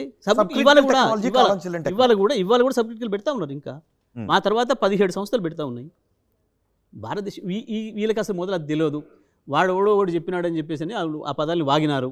సూపర్ క్రిటికల్కి సబ్ క్రిటికల్కి ఉండే తేడా ఏంది, అసలు ఎందుకు దీన్ని ఎందుకు వాడకూడదు, దాన్ని ఎందుకు వాడాలి? ప్రపంచం మొత్తంలో కూడా 2013-14 వరకు కూడా ఉన్న టెక్నాలజీ సబ్ క్రిటికల్ టెక్నాలజీ. 2014 తర్వాత 600 పైన మెగావాట్లది పెడితే దాన్ని సూపర్ క్రిటికల్ టెక్నాలజీ అంటారు. మొత్తం ప్రపంచంలో అప్పటి వరకు అంతా కూడా 50 మెగావాట్లు, 60 మెగావాట్లు, 100 మెగావాట్లు, 200 మెగావాట్లు అదే ఉండేది ప్రపంచవ్యాప్తంగా కూడా. ఆ తర్వాత కొత్తగా వచ్చిన R&Dలో కనుక్కున్నారు 600 పైన ఒకేసారి పెట్టవచ్చు అని చెప్పి, దాన్ని సూపర్ క్రిటికల్ అని అంటారు. ఆ టెక్నాలజీ వాడాలి. దీనివల్ల కొంచెం ఎక్కువ ఎమిషన్స్ వస్తున్నాయి, ఈ తక్కువ యూనిట్ల వల్ల కొంచెం పొల్యూషన్ ఎక్కువ వస్తుంది, దానివల్ల తక్కువ వస్తుంది అనేది ఒక టెక్నాలజీ చెప్పిన విషయం. అది చట్టం మొత్తం ప్రపంచవ్యాప్తంగా అగ్రిమెంట్ ఉంది. 2013 తర్వాత ప్రారంభం చేసేవి ఏదైనా 2017 మార్చి లోపల పూర్తయ్యేటట్టు ఉంటేనే దాంతో చేసుకోండి, 17 తర్వాత చేయకూడదు అని చెప్పేసి అని ఒక చట్టం తీసుకొచ్చారు. వాళ్ళు 2017 లోపల మేము పూర్తి చేసి ఇస్తాము అని చెప్పారు BHEL. మనకు అర్జెంట్ ఉంది ఆనాడు, తెలంగాణ ఏర్పడ్డ నాడు విద్యుత్ సమస్యనే పెద్దది, మనకి అర్జెంట్ అవసరం ఉంది. వాళ్ళు తెలుసుకొని వచ్చి సార్ మీకు మేము 2 yearsలో కంప్లీట్ చేసి ఇస్తాం, 1000 మెగావాట్లు మీకు కంప్లీట్ చేసి ఇస్తాం అని చెప్పినారు వాళ్ళు. ఒక కేంద్ర ప్రభుత్వ సంస్థ, భారతదేశంలో నవరత్నాలు అని పిలిచే సంస్థలు మీకు తెలుసు, నవరత్నాలు అని పిలుస్తారు వాటిని. 9 సంస్థలు కేంద్ర ప్రభుత్వ రంగ సంస్థలు, ప్రపంచంలోనే అద్భుతమైన పర్ఫార్మెన్స్ ఉన్న సంస్థలు. దాన్ని నమ్మకుండా ఎట్లుంటాం మనం? వాళ్ళు వచ్చి పెడతామని చెప్పినారు. తప్పకుండా మాకు అర్జెంటుగా అవసరం ఉంది, ఎంత వీలైతే అంత తొందరగా 2 నెలలు చేయడం అంటే చాలా గొప్ప అద్భుతమైన విషయం, చేసి ఇవ్వండి అని చెప్పినాము. వాళ్ళు తీసుకొచ్చి పెట్టినారు. దురదృష్టం ఏంది అని అంటే ఎవడో ఒకడు వైజాగ్ సంబంధించినోడు NGTలో కేసు వేయడం, NGT స్టే ఇవ్వడం, దాంతో డిలే అయింది, అందరికీ తెలుసు ఆ విషయం. మౌలి గారు, జగదీష్ రెడ్డి గారు, BRS ఎమ్మెల్సీ కల్వకుంట్ల కవితను ED లిక్కర్ స్కామ్లో అరెస్ట్ చేసింది. ఇదంతా కూడా BRS BJP మధ్యలో జరుగుతున్న డ్రామా, లోక్సభ ఎన్నికల్లో 4 ఓట్ల కోసం 4 సీట్ల కోసం ఆడుతున్న డ్రామా అని కాంగ్రెస్ అంటుంది. మీ కాంగ్రెస్ మొదటి నుంచి కూడా అయ్యే డ్రామాలు ఆడుతుంది. ఆనాడు అరెస్ట్ కేసు అయినాడు, మద్దతు ఇచ్చినారు వాళ్ళకి BJPకి. అదే కేసులో సిసోడియాని అరెస్ట్ చేస్తే రాహుల్ గాంధీ ఏం మాట్లాడినాడు? మౌలి గారు ఇక్కడ స్పష్టంగా మీరు కూడా చెప్పాలి. అదే కేసులో సిసోడియాని అరెస్ట్ చేసినాడు, రాజీవ్ గాంధీ రియాక్షన్ ఏంది ఒకసారి తీసి చూపించండి, అర్థమైపోతుంది ప్రజలకు వీళ్ళ డ్యూయల్ రోల్ ఏంది, వీళ్ళ డ్రామాలు ఏంది. కాంగ్రెస్ జాతీయ నేత ఏం మాట్లాడుతున్నాడు, వాళ్ళ ముఖ్యమంత్రి ఏం మాట్లాడుతున్నాడు, వీళ్ళ ఇద్దరి మధ్యన డ్రామాలు ఏందని. అదే కేసులో BJP కేంద్ర ప్రభుత్వం కలిసి నాటకం ఆడుతున్నాయి, కలిసి ప్రతిపక్షాలను అణచేస్తున్నాయి, కుట్రలో భాగంగా సిసోడియాని కేసు పెట్టినారు అన్నారు. అదే కేసులో ఉన్న ఇంకో అక్యూజ్డ్కి వేరే రకమైన ఇది వర్తిస్తుందా? కాంగ్రెస్ది డ్యూయల్ రోలా, కాంగ్రెస్ది డ్రామానా, ఇంకోటి డ్రామానా? మరి నిజంగానే మేము అట్లా కనుక ఉంటే మేము ఆ ఎన్నికల ముందే అరెస్ట్ చేసుకుని పొందేటోళ్ళం కదా లాభం. ఎందుకు రాణిస్తాం మేము? ఇప్పుడు అరెస్ట్ చేయకపోవడం వల్లే BRS BJP 2 దెబ్బతిన్నాయి కాబట్టి ఇది BJP కాంగ్రెస్ ఇద్దరి డ్రామాలో భాగంగా జరుగుతున్నాయి ఇవన్నీ. ఈ కేసు మొత్తం కూడా BJP కాంగ్రెస్ డ్రామాలు. ఎందుకంటే ఇద్దరు జాతీయ పార్టీలకు ఛాలెంజ్ చేస్తున్న నాయకులు, ఇక్కడ కేసీఆర్, అక్కడ కేజ్రీవాల్. కాబట్టి ఇద్దరిని దెబ్బతీయాలనే దాంట్లో భాగంగా ఇద్దరు కలిసి ఆడుతున్న నాటకం ఇది. BJP కాంగ్రెస్లు కలిసి ఆడుతున్న నాటకం ఇది తప్ప ఇంకోటి కాదు. ఎన్నికల ముందు, శాసనసభ ఎన్నికల ముందు స్పష్టంగా కలిసే పనిచేసింది. మోడీకి రేవంత్కు సంబంధాలు ఉన్న విషయం అన్నీ ఓపెన్గా బయటపడుతున్నాయి. అన్నీ కూడా మొన్నటి ఎన్నికల్లో కాంగ్రెస్ గెలవడానికి, ముఖ్యమంత్రి రేవంత్ కావడానికి మోడీ ఆశీస్సులు ఉన్న విషయం కూడా అందరికీ కూడా తెలుసు. ఈ సందర్భంలో తీరా ఎన్నికల దగ్గరకు వచ్చిన తర్వాత రేవంత్ సీఎం సింపుల్ అండి. కావడానికి ఇప్పుడు మోడీ ఒకటే మాట మౌలి గారు మీరు అడిగిన ప్రశ్న, ఇవాళ ఎన్నికల ముందు తీరా ఎన్నికల్లో సందర్భం వచ్చింది, ఆ క్షణంలో అరెస్ట్ చేయడం అంటే మమ్మల్ని దెబ్బతీయడానికి చేయడం అవుతుంది, మా పనిని డిస్టర్బ్ చేయడానికి అవుతుంది తప్ప మాకు లాభం చేయడానికి ఎట్లా అవుతుందండి? ఇవాళ మా నాయకులపై అక్కడ కూర్చోవాల్సి వచ్చింది. తప్పకుండా ఎంత అవునన్నా కాదన్నా ఒక కూతురు కాబట్టి బాధ ఉంటుంది వాళ్ళకి కూడా డెఫినెట్గా. ఈ టైంలో ఎన్నికల కొరకు మేము రిగరస్గా పనిచేయాల్సిన సమయంలో చేసినారంటే మమ్మల్ని పొలిటికల్ దెబ్బతీయడం కొరకు గాక అంటే కొంత వేరే సానుభూతి ఉంటుంది. కాంగ్రెస్, సానుభూతి BJP క్రియేట్ అయితే చేసుకొని కాంగ్రెస్ కన్నా ఓట్లు లాభం కావాలి, సంపాదించుకోవాలనే ప్రయత్నం అయితే కాంగ్రెస్ కన్నా లాభం కావాలి లేదా బీజేపీ కన్నా లాభం కావాలి. మన ఇద్దరిట్లో ఎవరికి వచ్చినా ఏం లేదు, కేసీఆర్ని దెబ్బతీయాలి. ఈ కుట్రలో భాగంగా ఇద్దరు కలిసి ఆడుతున్న నాటకం, రేవంత్ మోడీ కలిసి ఆడుతున్న నాటకం ఇది. అరెస్ట్ వల్ల బీఆర్ఎస్కు కొంత సానుభూతి ఓట్లు పడే అవకాశం ఉందనేది వాళ్ళ వాదన. ఉంటే మేము ఆ రోజే చేసుకుందాం కదా. అంటే మాకు అసలైంది ప్రధానమైంది అది కదా, రాష్ట్రంలో అధికారం కదా. అది జరుగుంటే అవలే జరిగేది కదా. అరెస్ట్ చేస్తే ఒకటి, చేయకపోతే ఒకటి, రెండు డ్రామాలంటే డ్రామాలు ఆడుతుంది వాళ్ళు. వీళ్ళిద్దరి మధ్యన కుట్రపూరితంగా వాళ్ళ సంబంధాలు ఏదైతున్నాయో అవి బయట పెడుతున్నాయి. కానీ అసెంబ్లీ ఎలక్షన్ కంటే ముందు బీఆర్ఎస్ బీజేపీ ఒక్కటే అన్న ప్రచారం వల్ల మీకు నష్టం జరిగిందా లేదా? 100% జరిగింది. అదేంటున్నా నేను, అందుకే అంటున్నా, కావాలనే ఒక పథకం ప్రకారం కాంగ్రెస్ను పైకి తీసుకురావడానికి మోడీ, షా ఆడిన నాటకం. కేసు ఉందని చెప్పి ఇంత పైకి పీక్లోకి తీసుకురావడం కావచ్చు, ప్రచారం చేయడం కావచ్చు, ఆమెను అరెస్ట్ చేయకుండా ఉండడం కావచ్చు, కేవలం ఇద్దరు పొత్తులో భాగంగానే మేము చేయలేదు అని చెప్పిన లీకేజీలు కావచ్చు, అన్నీ కూడా బీజేపీ ఇచ్చిన లీకేజ్లే. బండి సంజయ్ని మార్చడం కావచ్చు, ఇదంతా కూడా కాంగ్రెస్ని లేపడం కొరకు మోడీ, షా ద్వయం ఆడిన నాటకం తప్ప ఇంకోటి కాదు. అంటే రేవంత్ రెడ్డికి మోడీకి ఎలాంటి సంబంధాలు ఉన్నాయంటారు మీరు? తప్పకుండా అవినాభావ సంబంధం ఉంది. ఇద్దరికి కూడా చాలా ఇష్టపూర్వకమైన సంబంధం ఉంది. రేపు ఏం జరగబోద్దో చెప్పలేం. అక్కడక్కడ గోవాలో, హిమాచల్లో జరిగిన ఆశ్చర్యం లేదు. ప్రభుత్వం పేరే మారిపోవచ్చు పార్టీ తెల్లవారికి. కాంగ్రెస్ ప్రభుత్వం పోయి బీజేపీ ప్రభుత్వం కూడా కావచ్చు. ఇక్కడ అంత డీప్ సంబంధాలు ఉన్నాయి ఇద్దరి మధ్యలో. అంటే రేవంత్ రెడ్డి కాబోయే బీజేపీ ముఖ్యమంత్రి అంటారా? డెఫినెట్గా కావచ్చు. గతంలో ఉన్నాయి కదా మనకు అనుభవాలు, ఇతర రాష్ట్రాల్లో జరిగినాయి కదా. రాత్రే ఆ పార్టీ ముఖ్యమంత్రిని మార్చేసేసి తెల్లడ్రకి ఈ పార్టీ ముఖ్యమంత్రి అంటే ఇప్పుడు అంత అవసరం రేవంత్ రెడ్డికి ఏముంది? ఆల్రెడీ బిశ్వా కనబడుతున్నాడు, హిమాచల్ కనబడుతుంది. రేవంత్ రెడ్డి ఆల్రెడీ ముఖ్యమంత్రిగా ఉన్నప్పుడు వేరే పార్టీలోకి వెళ్ళి అక్కడ నుంచి ముఖ్యమంత్రి కావాల్సిన అవసరం రేవంత్ రెడ్డికి ఏముంటుంది? చేసింది ఆయన కాబట్టి గురువుగారి కొరకు త్యాగం చేయొచ్చు. సోనియా గాంధీ, రాహుల్ గాంధీ కదా ముఖ్యమంత్రిని చేసింది? కాదు, 100% మోడీని, సందేహమేముంది? అంటే 100% మోదీ అంటే మీరు చేసే ఆరోపణకు ఒక ఆధారం అంటూ ఉండాలి కదా. 100% ఇవన్నీ అవే ఆధారాలు, ఇవన్నీ అవే ఆధారాలు. కవితను ఆ రోజు అరెస్ట్ మోదీ సోనియా గాంధీతో, రాహుల్ గాంధీ కవితను ఆ రోజు అరెస్ట్ చేయకపోవడం కావచ్చు, ఒక్క రోజు కూడా మోడీ గురించి ఇంతవరకు రేవంత్ రెడ్డి మాట్లాడకపోవడం కావచ్చు. ఒక్క పరుషపదం ఇప్పటివరకు చూపిస్తారా మీరు? ఒక్క పరుషపదం ఇప్పటివరకు కూడా మోడీ పైన రేవంత్ రెడ్డి మాట్లాడింది ఏదైనా ఉందా ఇప్పటి వరకు? ఎన్నడన్నా ఒక్కనాడు బీజేపీ మీద అప్పుడప్పుడు అసలు మాట్లాడకపోతే బాగుండదేమని తప్ప మోడీ మీద ఆయన చేసే కామెంట్ ఏదైనా చూపించండి. ఈ 6 ఏళ్లలో ఈ 6 ఏళ్లలో ఎక్కడైనా సరే ఒకటి చూపించండి. ఇంకొకటి, రాహుల్కి ఇష్టం లేని అదాని, మోడీకి ఇష్టమైన అదాని ఈయనకి ఎట్లా దగ్గర అవుతాడండి? తెలియదా? ఎట్లా సాధ్యమవుతుంది? మోదీని ఆయన ఏం మాట్లాడతాడు? మోడీని అదాని కలిపి సంబోధిస్తాడు, ఒకటే పదం. రాహుల్ గాంధీ ఇద్దరిని కలిపి ఒక పదం యూజ్ చేస్తాడు. ఇద్దరికి అంత అభిమాన సంబంధం ఉంది, ఈ దేశాన్ని అదాని నడుపుతున్నాడు అని చెప్పి. అదాని రానివద్దు అని చెప్పిన, క్రోని క్యాపిటలిజానికి మూలపురుషుడు అని చెప్పిన రాహుల్ని కాదని ఎట్లా అదాని తీసుకొస్తున్నాడు? ఏంటిది? బీజేపీ ఒకవేళ మీరు మోడీకి ఇష్టమైన అదాని తేవడం అంటే దాని కారణం ఏంది? బీజేపీకి కనీసం ఒక 30 మంది 40 మంది ఎమ్మెల్యేలు దాటి ఉంటే మీరు అన్నట్టు వాళ్ళు సపోర్ట్ తీసుకుంటారు. బీజేపీకి పట్టుమని ఉన్న ఎమ్మెల్యేలు 8 మంది. ఇప్పుడు రేవంత్ రెడ్డి ఎంతమంది ఎమ్మెల్యేలను తీసుకుని? రేవంత్ రెడ్డి స్పష్టంగా చెప్పినాడు కదా, కుట్ర జరుగుతుంది నన్ను తీసేయడానికి అని. కుట్ర ఎక్కడి నుంచి జరుగుతుంది? వాళ్ళ పార్టీ నుంచి కదా. వాళ్ళ పార్టీ నుంచి వెళ్ళి కొంతమంది ఎవరో మీరు కుట్ర పన్నుతున్నారు అని చెప్తున్నారు. మేము అనడం కాదు కదా, వాళ్ళ పార్టీ నుంచి వెళ్ళి ఎవరైనా ఉంటేనే కదా జరిగేది. వాళ్ళ పార్టీ నుంచి ఉంటే కదా జరిగేది. వాళ్ళ పార్టీ నుంచి వెళ్ళి బయటికి పోతే కదా పడిపోయేదైనా. అంటే వాళ్ళ పార్టీ నుంచి ఏదో జరుగుతుంది ఆయన మీద, దానికి మోడీ సాయం కావాలి. అంటే డే ఆయన వన్ నిలబడాలంటే నుంచి మోడీ సార్ కావాలి. రేవంత్ రెడ్డి ముఖ్యమంత్రిగా ప్రమాణ స్వీకారం చేసిన దగ్గర నుంచి ఇది 3 నాళ్ల సర్కారీ అవుతుంది అని ఎంతో కొంత మాటలన్నది బీఆర్ఎస్ నాయకులు కాదా? టీఆర్ఎస్ నాయకులు నేను చెప్పినాను కదా, గ్రామాలలో పోయినప్పుడు ధైర్యం చెప్పుకోవడం కొరకు మాట్లాడతారు. ఎందుకు అంటే కేసులు పెడుతున్నారు, జైలులకు పంపుతున్నారు, దాడులు చేస్తున్నారు, కొడుతున్నారు. జరుగుతున్న క్రమంలో పోయినప్పుడు వాళ్ళని సంజాయించుకోవడం కొరకు ఏం కాదు తమ్మి ఓపిక పట్టు 4 రోజులు అయిపోతుంది చెప్తారు సహజంగా. జగదీష్ డాక్టర్ రెడ్డి ఇప్పుడు పిల్లోడికి జ్వరం వస్తే ఇంజక్షన్ ఇప్పించడానికి డాక్టర్ ఇచ్చేటప్పుడు ఏదో ఒకటి మాటలు చెప్పేసి మరిపించే ప్రయత్నం చేస్తాం. మా వాళ్ళు కూడా కార్యకర్తలు ధైర్యం చెప్పుకోవడం కొరకు మాట్లాడిండొచ్చు అక్కడ. కానీ మేము పైన కేసీఆర్ గారు ఎప్పుడు మాట్లాడలేదు కదా. సో రేవంత్ రెడ్డి సర్కార్ బలంగానే ఉంది. రేవంత్ రెడ్డి సర్కార్ ఉంటుంది, వాళ్ళ పార్టీలో కుట్ర జరిగిన రోజులు ఉంటుంది. జగదీష్ రెడ్డి గారు, ముఖ్యమంత్రిగా రేవంత్ రెడ్డిని ఎదుర్కొనే ధైర్యం లేకే కేసీఆర్ అసెంబ్లీకి రావట్లేదని ప్రతిపక్షాలు ఆరోపిస్తున్నారు. వాస్తవం పనికి మళ్ళీ మాట కేసీఆర్ ఏందో మీకు తెలియదా, ప్రజలకు తెలియదా, ప్రపంచానికి తెలియదా? గీ చిన్నవి ఇవి కుక్క మీద పిందెలు ఇవి కేసీఆర్ ముందు నిలబడతాయా? హనుమంతుని ముందట ఎగిరేవి ఇవి, దాని గురించి మాట్లాడితే ఎట్లా? కానీ ఎందుకు కేసీఆర్ సభకు రాలేదు? వస్తారు కేసీఆర్ ఎప్పుడు రావాలి, కేసీఆర్ ఏం చేయాలి, కేసీఆర్ నిర్ణయించుకుంటాడు. వీళ్ళు కూడా కాదు కదా కేసీఆర్ ప్రోగ్రామ్ నిర్ణయించేది.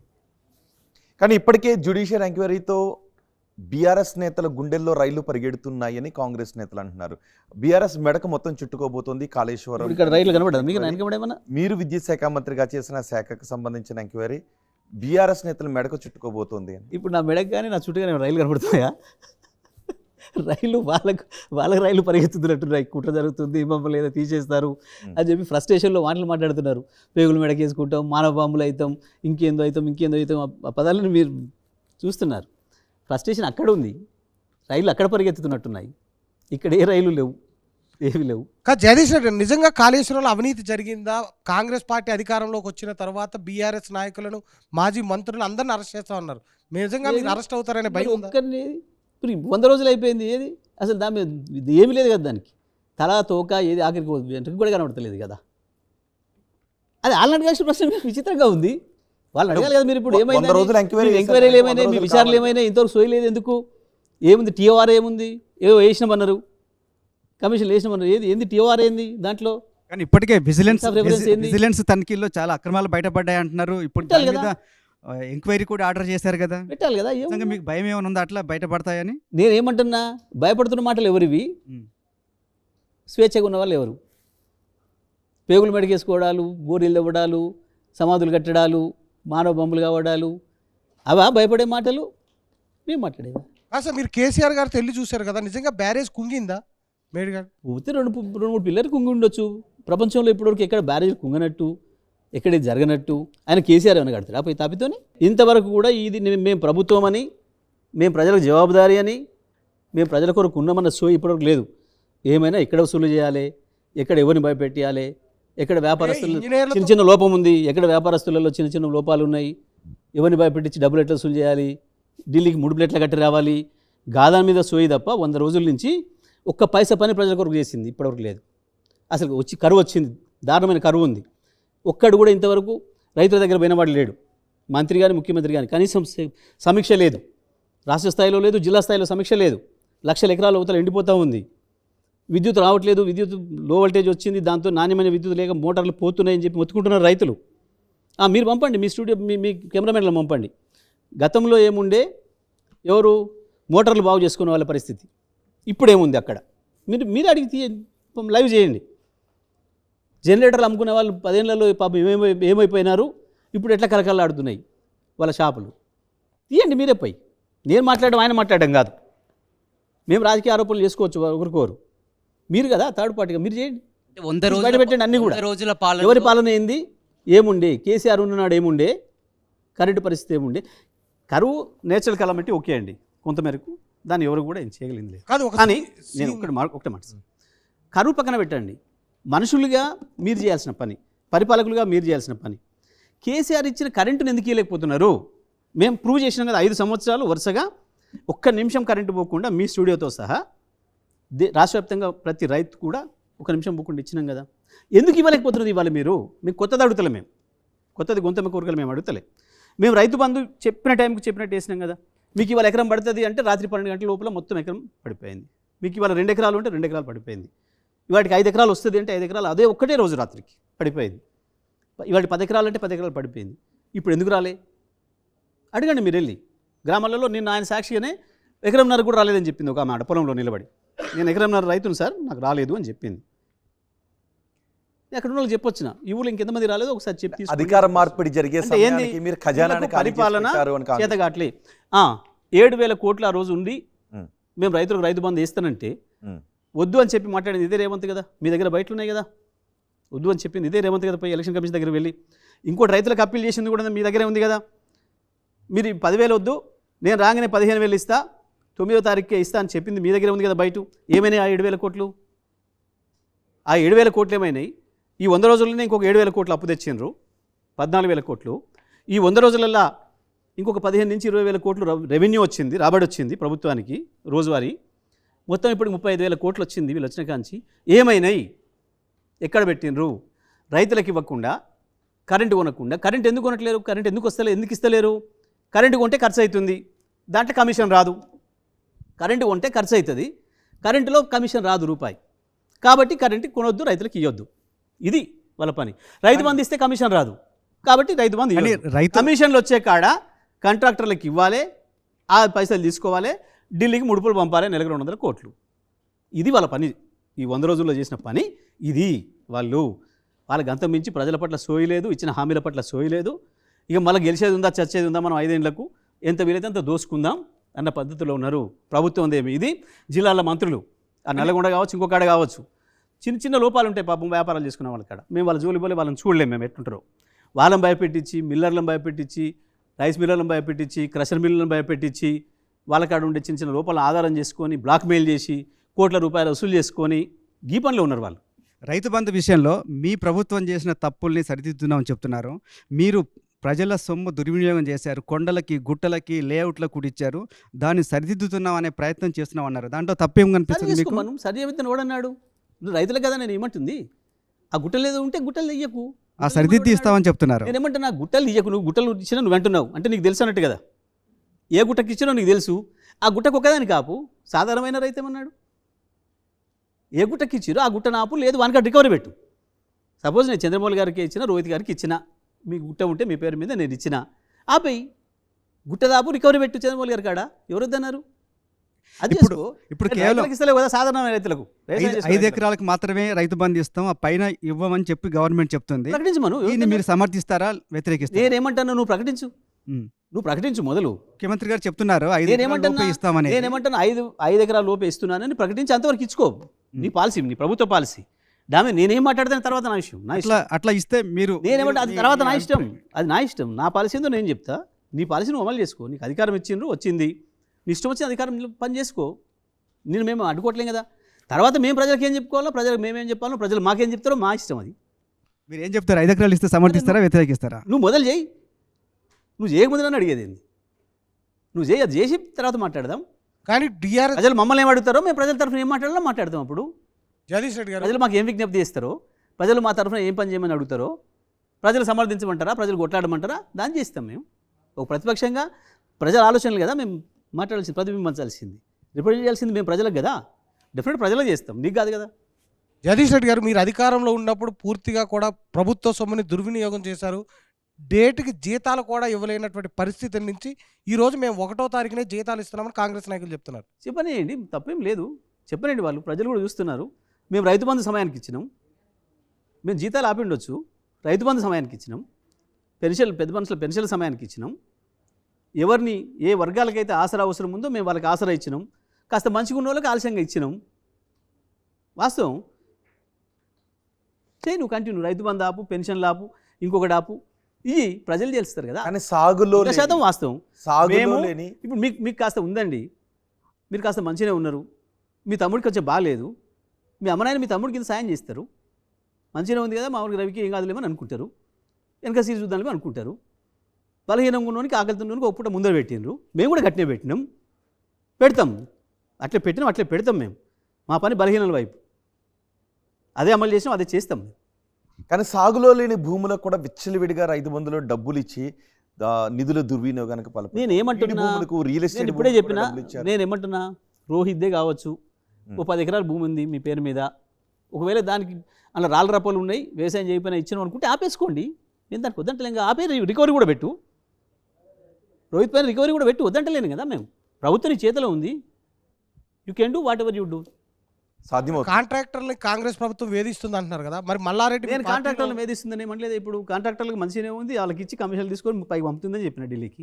ఇప్పుడు ఏంది మల్లారెడ్డి మీ పార్టీలో ఉంటాడు? నేను ఏమంటున్నా, మా పార్టీకి సంబంధించిన వాళ్ళపైన కక్ష సాధింపు చేస్తున్నారు, అందులో సందేహం లేదు. కొంతమంది భయపెట్టిస్తున్నారు, కొంతమంది బ్లాక్మెయిల్ చేస్తున్నారు, కొంతమంది బలహీనంగా ఉండేటప్పుడు లొంగిన వాళ్ళు లొంగిపోతున్నారు, ఉండగలిగిన వాళ్ళు కొట్లాడే దమ్మున్న వాళ్ళు ఉంటారు, సహజమైన విషయం. అదే ఇప్పుడు మీ పార్టీలో బీజేపీ కేంద్రంలో బీజేపీ అదే చేసింది, ఇన్నేళ్ళు వీళ్ళ లొంగుచుకుంది, ఇప్పుడు వీళ్ళు కూడా అదే పని చేస్తున్నారు. అదే మీ పార్టీలో సీనియర్ మాజీ మంత్రి మల్లారెడ్డి గారి మీద కక్ష సాధింపు చర్యలకు పాల్పడుతుందని మల్లారెడ్డి గారు చెప్తున్నారు. సో ఆయన మీ పార్టీలో కొనసాగుతారా, కాంగ్రెస్ చేత పుచ్చుకుంటారు? అది ఆయన చెప్పాలి కదా, నేను చెప్తాను. నాకు మొన్న కలిసినప్పుడు ఉంటున్నానన్న అన్నాడు, అన్న చేస్తున్నాను, ఇబ్బంది పెడుతున్నారు వాస్తవమే, ఆయన కొట్లాడుతున్నా, శక్తి ఉన్నంత కొట్లాడుతా అని అన్నాడు. దమ్ముంటే ధైర్యం ఉంటే ఉంటారు, కొన్ని బొత్తిపోయినాయి అనుకొని ఉంటారు, కొంతమంది ఓపిక పట్టలేరు, అంతే ఏముందల్లా. ఒక మల్లారెడ్డి ఎందుకు, ఎవరైనా కావచ్చు అట్లున్న వాళ్ళు. ఈ 100 రోజుల పాటు కానీ సీఎం కానీ మంత్రులు కానీ ఒక్కరోజు కూడా నిద్రపోకుండా నిరంతరం మీ ప్రజల్లో మైకాన్స్ గతంలో ఆ ప్రగతి భవన్ దాటి కూడా సీఎం రాకపోయేది, ఇప్పుడు మేమంతా నిరంతరం ప్రజల్లో ఉంటున్నామని కూడా సీఎం రేవంత్ రెడ్డి. అవును, నిరంతరం కమిషన్లనే ఉంటున్నారు, అందులో సందేహం ఏం లేదు. నిరంతరం వసూళ్ళల్లో కమిషన్లనే ఉన్నారు వాస్తవం. వారు ఇచ్చినటువంటి ఇప్పుడు హామీలు అమలు ఒక్క పాయస పని కూడా చేయలేదు 100 రోజుల్లో. నువ్వు చూసినావా నల్గొండ జిల్లాలో ఎప్పుడైనా కరువు దగ్గరికి పోయి పరిశీలించారా? ఎక్కడైనా ఒక రైతు దగ్గర పోయి మాట్లాడినరా? 100 లక్షల ఎకరాలు ఎండిపోతుంది వాస్తవం కదా, రైతులు ఏడుస్తుంది వాస్తవం కదా. కాలిపోయిన మోటార్ దగ్గరికి ఎక్కడికైనా పోయి పరిశీలించినరా? ఎక్కడైనా చూసిందా? చెప్తున్నటువంటి ప్రకారం ఈ కరువుకి కారణం వారు చెప్తున్న ప్రకారం, నేను చెప్తున్న ప్రకారం 10 ఏళ్ళు ఉన్నా కానీ ఎస్ఎల్బీసీని పూర్తి చేయలేదు, సాగునీటి ప్రాజెక్టులను పూర్తి చేయలేకపోయారని కూడా. 100 రోజులు వీళ్ళు పూర్తి చేసిరా? తెచ్చిరా ఎస్ఎల్బీసీ? ఇప్పుడు ఎస్ఎల్బీసీ నీళ్ళు వస్తున్నాయా? ఎస్ఎల్బీసీ నీళ్ళు వస్తున్నాయి, మొదలైనయా 100 రోజుల్లో? 5 ఏళ్లలో పూర్తి చేస్తామంటారు. చేస్తామని చాలా మాట్లాడమచ్చు, కానీ అంతకుముందు 10 ఏళ్ళు ఆలే కదా, ఎందుకు చేయలేకపోయారు? వాళ్ళు పెట్టే టెక్నాలజీ కదా, వాళ్ళు ప్రారంభం చేసి 7 ఏళ్ళు అయిపోయింది కదా, వాళ్ళు వెళ్ళిపోయినట్టుకి ఎందుకు చేయలేకపోయారు? ఎందుకు ఆగిపోయింది సగంలోనే? ఎవరి కొరకు తెచ్చిన టెక్నాలజీ? దొంగలు మీరు, బాధ్యులు మీరు, చేసిన ద్రోహాలన్నీ మీవి, ఇప్పుడు ఎవరి మీదనో పెడదామంటే సాధ్యం కాదు అది. కానీ జగదీష్ రెడ్డి 10 ఏళ్ళు మంత్రిగా ఉండి జిల్లాకి ఏం చేయలేదు, ఒక్క ప్రాజెక్టు కూడా కంప్లీట్ చేయలేదు. ఎస్ఎల్బీసీ కానీ ఉదయ సముద్రంగా లిఫ్ట్ కానీ ఒక్కటి కూడా కంప్లీట్ చేయలేదు అనేది ఆరోపణ. మీ సమాధానం ఏంటి? జిల్లాకు జగదీష్ రెడ్డి ఉన్నప్పుడు ఏం చేసిండు, అంతకుముందు వాళ్ళు ఏం చేసిండ్రు, మీరు జిల్లాలో ఎవరిని అడిగినా చెప్తారు. ఇప్పుడు ఈ సంవత్సరం వచ్చే పంట చెప్తుంది.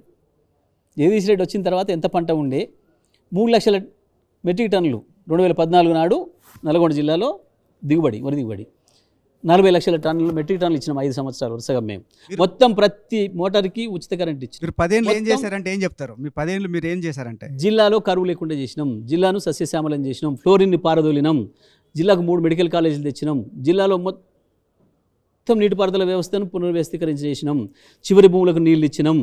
ఎస్ఎల్బీసీలు కావచ్చు, లో లెవెల్ కెనాల్ కావచ్చు, లో లెవెల్ కెనాల్ను మేము పూర్తి చేసినాం. మీరు 30% చేసిపోతే 80%, 70% పూర్తి చేసి 80,000 ఎకరాలకు నీళ్ళు ఇచ్చినాం. సాగర్ ఆయకట్టులో మీరున్ననాడు 3 లక్షల ఎకరాలకు ఇస్తే చివరి భూములకు నీళ్ళు ఇచ్చినాం. మొట్టమొదటి మేజర్ నాగార్జునసాగర్ ఎడమకాలం నీళ్ళు బయటికి వెళ్ళగానే మొట్టమొదలు పోయేది ఊరు రాజవరం.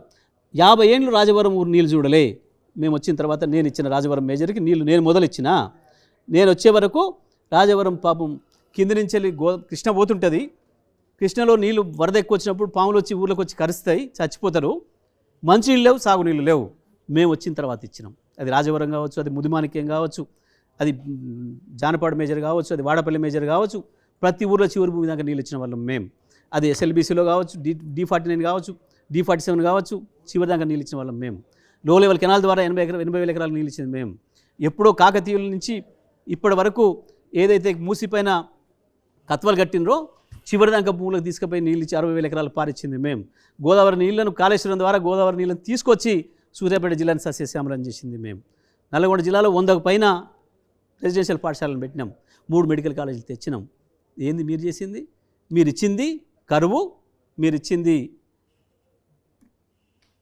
మునుగోడు దేవరకొండ నాశనం చేసి మొత్తం జిల్లాకు వ్యాపించే ఫ్లోరోసిస్ వ్యాధిని ఇచ్చిపోయారు మీరు. దాన్ని మేము రూపుమాపినాం, దాన్ని తరిమి పారదోలినాం. ఇవాళ నల్గొండ జిల్లాలో ఒక్క కొత్త కేసు కాకుండా 4 ఏళ్ల నుంచి కాపాడుకోగలిగినాం. మీరు చేసిపోయిన ద్రోహాలన్నింటినీ నాశనం చేసి, మీరు పెట్టిపోయిన శాపాలన్నింటినీ నాశనం చేసి నల్గొండ జిల్లాను కరువు నుంచి విముక్తి చేసినాం. అద్భుతమైన వ్యవసాయ జిల్లాగా, మొత్తం భారతదేశంలోనే అత్యంత ఎక్కువ వరి దిగుబడి సాధించిన జిల్లాగా నల్గొండ జిల్లాను తయారు చేసిపోయినాం. ఇప్పుడు చేయండి, మీరు చూస్తాం. అంటే పొరపాటు ఎక్కడ జరిగిందంటారు? 10 ఏళ్ళు మంత్రిగా ఉన్నారు, 3 ఉప ఎన్నికలు గెలిపించారు, ఇంత చేశారు, ఒక్క ఎమ్మెల్యేని కూడా గెలిపించలేకపోయారు. పొరపాటు ఎక్కడ జరిగిందని? అంతటా రాష్ట్రం అంతటికి వచ్చింది ఒక దురదృష్టం. కాంగ్రెస్ చెప్పిన అబద్ధాన్ని నమ్మిండ్రు ప్రజలు. ఇప్పటికంటే ఎక్కువ ఇస్తామంటే నిజమే కావచ్చు అని నమ్మిండ్రు, మోసపోయినరు. ఇప్పుడు కనబడుతుంది స్పష్టంగా. దగ్గరుండి 3 ఉప ఎన్నికలు కూడా మేము చూడడం జరిగింది, 3 ఉప ఎన్నికలు గెలిపించడం జరిగింది. 100% సందేహమే లేదు. మీరు చూసిరు, మిగతా చోట్ల పోయినా అక్కడ 3 గెలిపించినాం, అందులో ఏం ఇబ్బంది ఏం లేదు. మీకు అన్ని కనబడుతున్న ఫలితాలే. దురదృష్టం, ప్రజలు కాంగ్రెస్ పార్టీని నమ్మిండ్రు, వాళ్ళ హామీలు నమ్మిండ్రు. ఉన్నదానికంటే ఎక్కువ 2000 పెన్షన్ పోయి 4000 వస్తుంది అనుకున్నారు, 10,000 రైతు బంధు పోయి 15,000 వస్తుంది అనుకున్నారు, 2500 మహిళలకు వస్తుంది అనుకున్నారు. పాప నమ్మిండ్రు, దానివల్ల ఓట్లేసారు. కానీ రేవంత్ రెడ్డి అంటూ ఉన్నారు, మిగులు తెలంగాణను అప్పులు తెలంగాణ మార్చేశారు బీఆర్ఎస్ నేతలని. అంతేకాదు, మీరు విద్యుత్ శాఖ మంత్రిగా పనిచేస్తున్న శాఖను కూడా అప్పుల శాఖగా మార్చేశారు. ఇవన్నీ కక్కిస్తామని అంటున్నారు. నిజం చెప్పండి, విద్యుత్ శాఖ అప్పుల్లో కూరుకుపోవడానికి కారణం ఏంటి? సింపుల్, విద్యుత్ శాఖ కొత్తగా అప్పుల్లో కూరుకుపోలే. నేను నిండు శాసనసభలోనే చెప్పిన, విద్యుత్ శాఖ వచ్చినాడే అప్పులతో వచ్చింది. 24,000 కోట్ల అప్పులతోని మాకు వచ్చింది. ఆల్రెడీ అప్పుతో ఉన్న దాంట్లో మీరేం చేయాలి? ఇంకింత అప్పు తెచ్చి మళ్ళీ నడపాలి కదా. ఆల్రెడీ అప్పుతో ఉంది ఆ సంస్థ, నిధులు లేవు, సంస్థ నడపాలి. ఏం చేయాలి? అప్పే తేవాలి కదా. మళ్ళీ అప్పే తెచ్చినాం, అప్పుతోనే నడిపినాం. ఇంకోటి కూడా చెప్తున్నాను నేను, మీరు ఇచ్చినాడు మా చేతికి 24,000 కోట్ల అప్పు, 40,000 ఆస్తులు. నేను మీ అప్పు తీర్చంగా మీ 24,000 కోట్ల అప్పు ఎంత అవుతుంది? 80,000 కోట్లు అవుతుంది. 5 ఏళ్ళకి డబుల్ అవుతుంది అప్పు. ఏదైనా మనకు తెలుసు, కామన్. ప్రైవేట్ వడ్డీ అయితే 3.5 ఏళ్ళకి అవుతుంది, ప్రభుత్వ గవర్నమెంట్ బ్యాంకుల వడ్డీ అయితే 5 ఏళ్ళలో అవుతుంది. మీరు ఇచ్చిన 24,000 కోట్లు 80,000 కోట్ల అప్పు అయింది కదా. పైగా నేను 1,40,000 కోట్ల ఆస్తి చేసిన అక్కడ 24 గంటలు విద్యుత్ ఇచ్చినాం. మీరు 6 గంటలు ఇచ్చిపోతే మీ ముఖానికి 24 గంటలు ఇచ్చినాం మేము. మొత్తం అన్ని రంగాల విద్యుత్, భారతదేశంలో అన్ని రంగాల విద్యుత్ వినియోగదారులకు 24 గంటల విద్యుత్ ఇచ్చిన ఏకైక రాష్ట్రంగా తెలంగాణ తయారు చేసినాం మేము. మీరు అయిపోయింది, అప్పుడే ఎత్తేసారు. కరెంటు సమయానికి ఇచ్చేది లేదు, వచ్చిపోయే కరెంటుతోని, లో వోల్టేజ్తోని నాశనం చేస్తూనే ఉన్నారు రైతుల్ని. కానీ ఇప్పుడు వాస్తవ అప్పులేండి. మీరు విద్యుత్ శాఖ మంత్రిగా బాధ్యతల నుంచి తప్పుకునేటప్పటికీ విద్యుత్ శాఖకున్న వాస్తవ అప్పులు ఎంత? విద్యుత్ శాఖకున్న వాస్తవ అప్పులు చెప్పారు కదా లెక్కలు వాళ్ళు. అంటే అంతకాదు, ఇంకా ఎక్కువ ఉన్నాయి, ఇందులో అవినీతి జరిగింది. మరి మళ్ళీ వాళ్ళే అంతకాదు చెప్పిందే వాళ్ళు. నేనేం చెప్పినా, మీ వైట్ పేపర్ను నేను స్వాగతిస్తున్నా అని చెప్పిన, ఈ శ్వేతపత్రాన్ని నేను స్వాగతిస్తున్నా అని చెప్పినా. నేను చెప్పలేదు, అసెంబ్లీ సాక్షిగా చెప్పిన కదా. చెప్పిన లెక్కలు చెప్పిన. మీరు తెచ్చిన 22,000 కోట్ల అప్పు, అది పెరిగింది, 80,000 కోట్లకు వచ్చింది. అయినా సరే దాన్ని అట్లా ఉంచైనా సరే మేము ఆస్తుల్ని పెంచినాం. మేము తెచ్చిన అప్పుతోని 40,000 కోట్ల ఆస్తుల్ని 1,40,000 కోట్లు చేసినాం. సర్వీసెస్ ఇచ్చినాం, ప్రజలకి సర్వీసెస్ ఇచ్చినాం. 24 గంటల విద్యుత్తుని ఇచ్చిన ఏకైక రాష్ట్రంగా రికార్డు సృష్టించినాం. ఒక్కరోజు 2 రోజులు కాదు, మాయ చేయలే కదా మేము. 5 ఏళ్ళు కదా, 9 ఏళ్ళేమో మొత్తం అన్ని రంగాల వ్యవసాయం తప్ప మిగతా అందరికి కూడా 24 గంటల పవర్ ఇచ్చినాం. మీరు హైదరాబాద్లో ఉంటోళ్ళు కావచ్చు, పల్లెటూళ్ళు ఉంటోళ్ళు కావచ్చు, ఇంకోళ్ళు కావచ్చు. 5 సంవత్సరాలు వ్యవసాయ రంగానికి కూడా నిరంతరాయంగా ఆ నాణ్యమైన విద్యుత్తుని ఇచ్చినాం. ఇది మేము సాధించిన విజయం. మేము ఇచ్చిన విద్యుత్తును మీరు ఎందుకు ఇవ్వలేకపోతున్నారో చెప్పండి ప్రజలకు సమాధానం. మేము ఇచ్చిన మంచిని ఇవ్వలేకపోతున్నారు, మీరు ఇవ్వాలి ఎందుకో అంటే. గంత చేతగాని వాళ్ళు, మీకు ప్రభుత్వం పట్ల సోయి లేదు, ప్రజల పట్ల సోయి లేదు, విద్యుత్ ఇవ్వాలన్న సోయి లేదు, మంచినీళ్ళు ఇవ్వాలన్న సోయి లేదు, రైతులు కాపాడుకోవాలన్న సోయి లేదు. అందుకే చెప్తున్నా, మీ ఆలోచన అంతా ఎక్కడ ఎవరి దగ్గర నుంచి గుంజవచ్చు. ఎవడేం బిల్డింగ్ కట్టిండు, పాపం ఇలా నిబంధనల విరుద్ధంగా ఉంది, ఎవడు వ్యాపారంలో ఏమైనా రూపాయి కొట్టిండా, ఎవడు క్రషర్ మిషన్ కూడా ఏమైనా ఎక్కువ రాయి దొబ్బిండా, వాడిని భయపెట్టించి జైలు పంపుతామని చెప్పి భయపెట్టించేసి సెట్ వసూలు చేయాలి. ఈ పనిలో ఉన్నారు మీరు. ఈ రాజకీయంగా మేము తిట్టాలి, దాడి చేయాలి, ఈ పనిలో ఉన్నారు. కానీ మా పని ఇది కాకుండా మేము ప్రజల వైపు ఉన్నాం, ప్రజల వైపు ఆలోచన చేసాం. జగదీష్ రెడ్డి గారు, మీ పార్టీ ఎమ్మెల్యేలు చాలామంది ముఖ్యమంత్రి రేవంత్ రెడ్డిని కలిశారు. ఎందుకు కలిశారంటే మా నియోజకవర్గం అభివృద్ధి కోసం అని చెప్తున్నారు. మీరు మీ నియోజకవర్గం అభివృద్ధి కోసం రేవంత్ని కలుస్తున్నారా? కలిస్తే ఎప్పుడు కలుస్తారు? నేను వచ్చి నన్ను కలుస్తాను ప్రయత్నం చేసిన అవకాశం ఇయ్య. మీ నియోజకవర్గ అభివృద్ధి కోసం ముఖ్యమంత్రిని కలిసి కలవటానికి ప్రయత్నాలు చేసిన అవకాశం ఇయ్య. That is Jagadish. Sir, Komatireddy సోదరులకు ఎందుకు జగదీష్ రెడ్డి అంటే అంత కోపం? ఎందుకు ఒంటి కాలుతో లెగిస్తారు జగదీష్ రెడ్డి పేరు ఎత్తితే? కోమటిరెడ్డి సోదరులకి కాదు, దొంగలందరికీ నా మీద కోపమే ఉంటుంది. దొంగలందరికీ సింహస్వప్నాన్ని నేను. ఎందుకంటే వాళ్ళని చేయనీయలే. అంతకుముందు ఎప్పుడైనా వాళ్ళకి ఏ మంత్రులు ఉన్నా మిలాఖతులు ఉండేది, వాళ్ళకి అవతల పార్టీ వేరే పార్టీలు ఉన్నా మిలాఖతులు ఉండేది. నాకు అయిన ఎవరు, నాకు వాళ్ళ ఫోన్ నెంబర్ కూడా ఉండదు నా దగ్గర, కట్టేసి కాల్స్ కూడా ఉండవు మా మధ్యన. కొంత నిక్కచ్చిగా ఉన్నా నేను అంత అన్కాంప్రమైజ్గా ఉంటా. నేను ఉద్యమకారుని, నేను రాజకీయ నాయకుని కాదు. వాళ్ళకి రాజకీయ నాయకులు కావాలి, ఉద్యమకారులు వద్దు. అంటే ఒకే జిల్లాకు చెందిన రాజకీయ నాయకులు కదా, మీరు కనీసం పెళ్లిల్లో విందుల్లో కూడా కలుసుకోరు. ఎదురు కూడా పడలే, నేనే ఆ జాగ్రత్తలు తీసుకున్నా. వీళ్ళు ఎదురు పడితే కూడా పాపం తప్పు జరుగుతుందని. అంత దొంగలు ఈ కోమటిరెడ్డి కలిస్తే తప్పుడు మాట చెప్తారు బయట పోయి. అందుకని చెప్పి నేను ఆ జాగ్రత్తలు కూడా తీసుకున్నా. ఎప్పుడు కూడా అట్లాంటి అవకాశాలు ఇవ్వలే నేను వాళ్ళకి. అంటే ఇద్దరికి నేను ఇంకోటి కూడా చెప్తాను మీకు, ఒక 1000 సార్లు చెప్పంటుంటారు నాకు బీఆర్ఎస్కి వస్తాం పర్మిషన్ ఇవ్వమని. నేను మొదటిసారి చెప్తాను ఆర్టీవీ స్టూడియోలో, మొదటిసారి చెప్తున్నా. 1000 సార్లు చెప్పంటుంటారు నా దగ్గరికి, ఒక నువ్వే ఆపుతున్నమాట పర్మిషన్ ఇస్తే వస్తా అని. నో, ఖరాబ్ చేస్తారు ఇవి కోతులు, ఇవి వస్తే ఖరాబ్ అవుతుంది, మంచిగా ఉన్నాం ఎందుకు అని చెప్పేసాను. అంటే ఎందుకు మీ ఆధిపత్యం తగ్గిపోద్ది అని చెప్పేసి అని భయపడ్డారా? పార్టీ ఖరాబ్ అవుతుందని, బట్ అంటే పార్టీ ఏమైనా దెబ్బతింటుందని. అంటే క్రమశిక్షణతో ఉంది, మంచిగా ఉంది జిల్లాలో, ఈ కోతులు తీసుకొచ్చి పెట్టి ఎందుకు ఖరాబ్ చేసుకోవాలి, ఇల్లు వీకేసుకోవడం ఎందుకని. కాదు జగదీష్ రెడ్డి గారు, మీ మధ్య ఉన్నది రాజకీయ వైరమేనా లేదంటే ఏమైనా స్థల వివాదాలు ఇలాంటివి? చీ వాళ్ళు ఎక్కడో నేను ఎక్కడో, నాకు వాళ్ళ పరిచయం కూడా లేదు, తెలుగు కూడా తెలియదు. ఎందుకంటే నేను రాజకీయ నాయకుని కాదు, మాకు ఇక్కడ వేదికలు పంచుకునే అవకాశం లేదు. నేను ఉద్యమకారుని, తెలంగాణ కొరకు వచ్చిన వాడిని. వచ్చిన దగ్గర నుంచి కేసీఆర్ గారితో కలిసి ఉన్నా. ఆ తర్వాత శాసనసభకు వెళ్ళినాం. శాసనసభలో కనపడ్డప్పుడు తప్ప అంతకుముందు ఇప్పుడు చూడలే నేను వాళ్ళని. వాళ్ళనే కాదు, మా జిల్లాలో ఏ రాజకీయ నాయకుని కూడా కలవలే, చూడలే నేను. కాదు, మీరు చాలా కాలంగా శాసనసభ్యుడిగా కొనసాగుతున్నారు, కానీ ఇప్పటికీ కూడా అద్దీంట్లోనే ఉంటున్నారు హైదరాబాద్లో. ఉంటుంది. ఎందుకు? మీరు సంపాదించిన 1000 కోట్ల మొత్తం ఏం చేశారు? వాళ్ళిద్దరు అన్నదమ్ములు తీసుకుపోయినట్టున్నారు నా పైసలన్నీ. నాకు ఇక్కడనే కాదు, ఎక్కడ లేదు ఇల్లు. జగదీష్ రెడ్డి గారు, ఎందుకు మీరు ఒక బీఎస్పీ రాష్ట్ర అధ్యక్షుడిని మీ పార్టీలో చేర్చుకోవాల్సి వచ్చింది? ఆయన వాస్తవానికి వాళ్ళ పార్టీ అనుమతితోని ఇక్కడ పొత్తుకు సిద్ధమై వచ్చినారు మాతో కలిసి పనిచేయడానికని. ఎందుకంటే కేసీఆర్ తీసుకున్న దళిత పాలసీ కావచ్చు, ఇతర పాలసీలు ప్రజలకు జరిగిన మేలు చూసినాడు, కింది వర్గాలకు ఎట్లా మేలు జరిగిందో చూసినాడు. ఆ తర్వాత ఇప్పుడు కాంగ్రెస్ పరిపాలన చూసినాడు. తనకు ఎందుకు ఆలోచన వచ్చింది కలిసి పనిచేయాలని చెప్పి, పొత్తుకు పోదామనంటే మేము కూడా సిద్ధమని చెప్పినాం, వచ్చినారు. ఆ తర్వాత పొత్తుకు సంబంధించి పార్టీలో ఏదో విభేదం వచ్చిందనో సంథింగ్ ఎందుకో ఆయన, నేను ఒకసారి మాట ఇచ్చినవని ప్రజల ముందట నేను మాట తప్పను అని చెప్పి ఆ చర్చలు జరిగినాయట. ఆ తర్వాత నేను తప్పని పరిస్థితులలో పార్టీని వదిలేస్తున్నాను, ఈ పార్టీలో చేరడానికి సిద్ధంగా ఉన్నా అని చెప్పి సమాచారం ఇచ్చిండు. మేము కూడా వెల్కమ్ చేసినాం. తప్పకుండా ప్రజల కొరకు పనిచేసే వాళ్ళు వస్తే సంతోషం, పర్టికులర్గా దళితుల కొరకు బహుజనుల కొరకు పనిచేసే వాళ్ళు వస్తే మేము వెల్కమ్ చేస్తామని చెప్పినాం. అట్లా వచ్చి జాయిన్ అయ్యాం. కానీ ఆయన మా బీఎస్పీ కానీ ఆయనకు చాలా సైద్ధాంతిక విభేదాలు ఉన్నాయి. గతంలో కేసీఆర్ మీద చాలా విమర్శలు చేశారు, గడిల పాలన అని, దొరల ఉందా శాతం, అందులో సందేహం ఏం లేదు. ఇప్పుడు కలిసి పనిచేయడం సాధ్యమేనా? తప్పకుండా సాధ్యమే.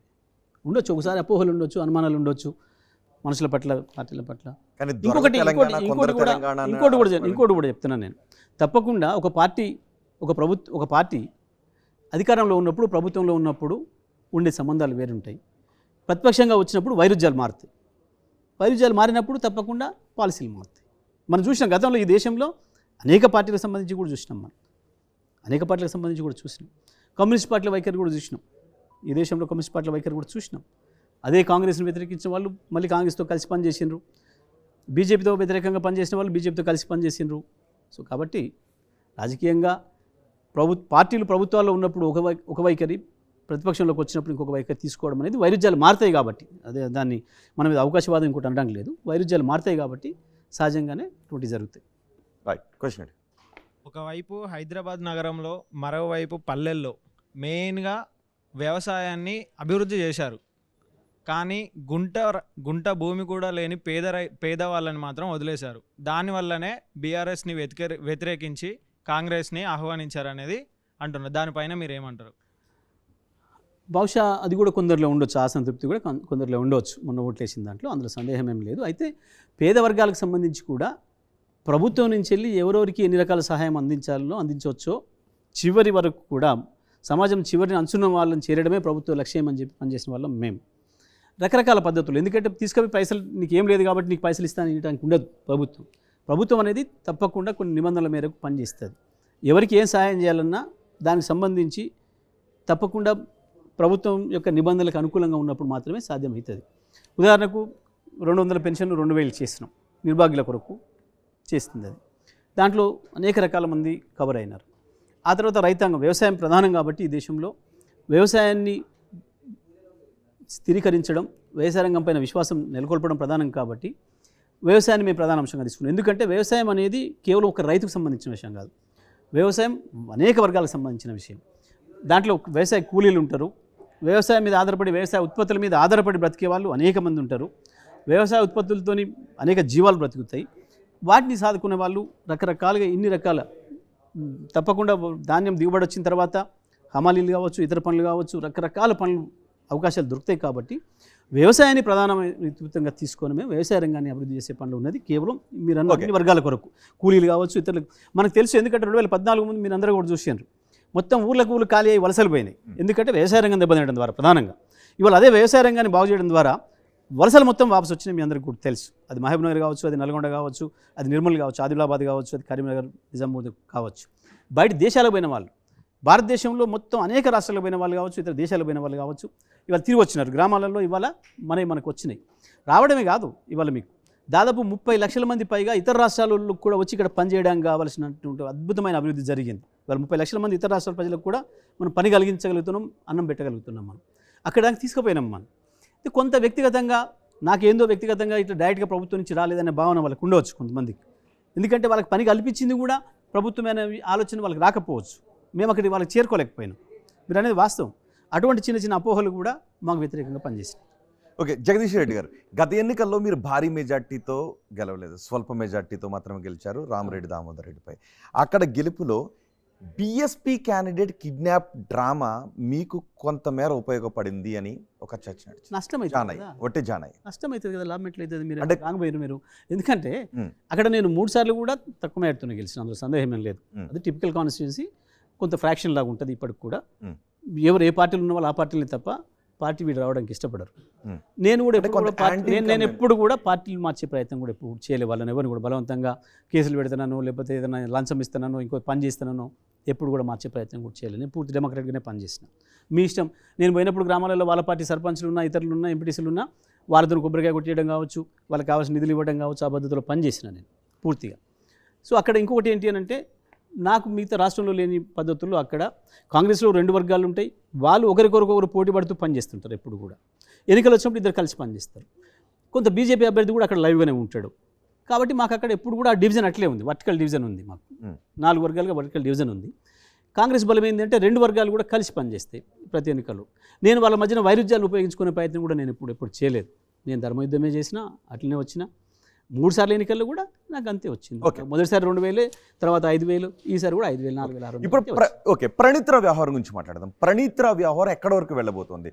ప్రణీత్ రావును అడ్డం పెట్టుకొని గతంలో బీఆర్ఎస్ ప్రతిపక్ష నాయకుల పైన ఫోన్ ట్యాపింగ్కి పాల్పడ్డారు అనేది ఆరోపణ. అంటే ఎస్ఐబి డిఎస్పీని సస్పెండ్ చేశారు, అరెస్ట్ చేశారు, తన దగ్గర నుంచి డేటాను రిట్రీవ్ చేద్దాం. విచారణ జరుగుతుంది కదా, ఏం తెలుస్తుందో చూద్దాం. జరిగిందా? ఫోన్ ట్యాపింగ్ జరిగిందా? ఫోన్ ట్యాప్ జరిగింది అని నేను అనుకోవడం లేదు. బట్ వాళ్ళు అంటున్నారు, ఏదో కేసు పెట్టినారు కాబట్టి వాస్తవాలు విచారణలో వెళ్తాయి. మనం ఇప్పుడు అనుకోవడానికి లేదు దాని మీద. సార్, ఇప్పుడు పక్క రాష్ట్రం ఆంధ్రప్రదేశ్లో బీజేపీ, జనసేన, టీడీపీ పొత్తు కట్టాయి. ఈ పొత్తు ప్రభావం ఎలా ఉండబోతుంది అంటారు? అంటే 2 రకాలు వినబడుతుంది. నష్టం జరిగింది కొంత బీజేపీ, కాంగ్రెస్, టీడీపీకి అని కొంత అంటున్నారు. అక్కడ కొంత అర్బన్ అంతా కూడా ఏదో జగన్ వైపు ఉంది, రూరల్ అర్బన్ చంద్రబాబు వైపు ఉండే, రూరల్ జగన్ వైపు ఉండే అని అన్నారు. కానీ ఇప్పుడు బీజేపీతో పొత్తు వల్ల ఇది కొంత నష్టం జరిగే అవకాశం ఉంది. మైనారిటీ ఓట్లను మొత్తం వన్ సైడ్ ఆయన కోల్పోయినాడు అనేదో కొంత నిర్ణయాలు, ఏదో ఫ్రెండ్స్, అక్కడ నాకు కూడా ఫ్రెండ్స్ ఉన్నారు ఆంధ్రాలో, వాళ్ళు మాట్లాడుతూ అంటున్నారు నష్టం జరిగింది టీడీపీకి అనే మాట అంటున్నారు. అంటే మీ అబ్జర్వేషన్ ఏ విధంగా ఉంది? పొత్తులో ఉన్న పార్టీలు అధికారం స్థాపించే అవకాశం ఉందా, లేదంటే మళ్ళీ వైసీపీ అధికారాన్ని చేజిక్కించు? నిర్ణయాలు కొంత వినపడుతున్న మాట మాత్రం పొత్తు వల్ల నష్టం జరిగింది, చంద్రబాబుకు నష్టం జరిగింది, డెఫినెట్గా మళ్ళీ జగనే వస్తాడని అంటున్నారు. అక్కడ గత ఎన్నికల్లో మీరు రిటర్న్ గిఫ్ట్ ఇస్తామని చెప్పి అక్కడ రాజకీయాలను కొంత ప్రభావితం చేసే విధంగా మాట్లాడారు, అబ్జర్వ్ చేశారు.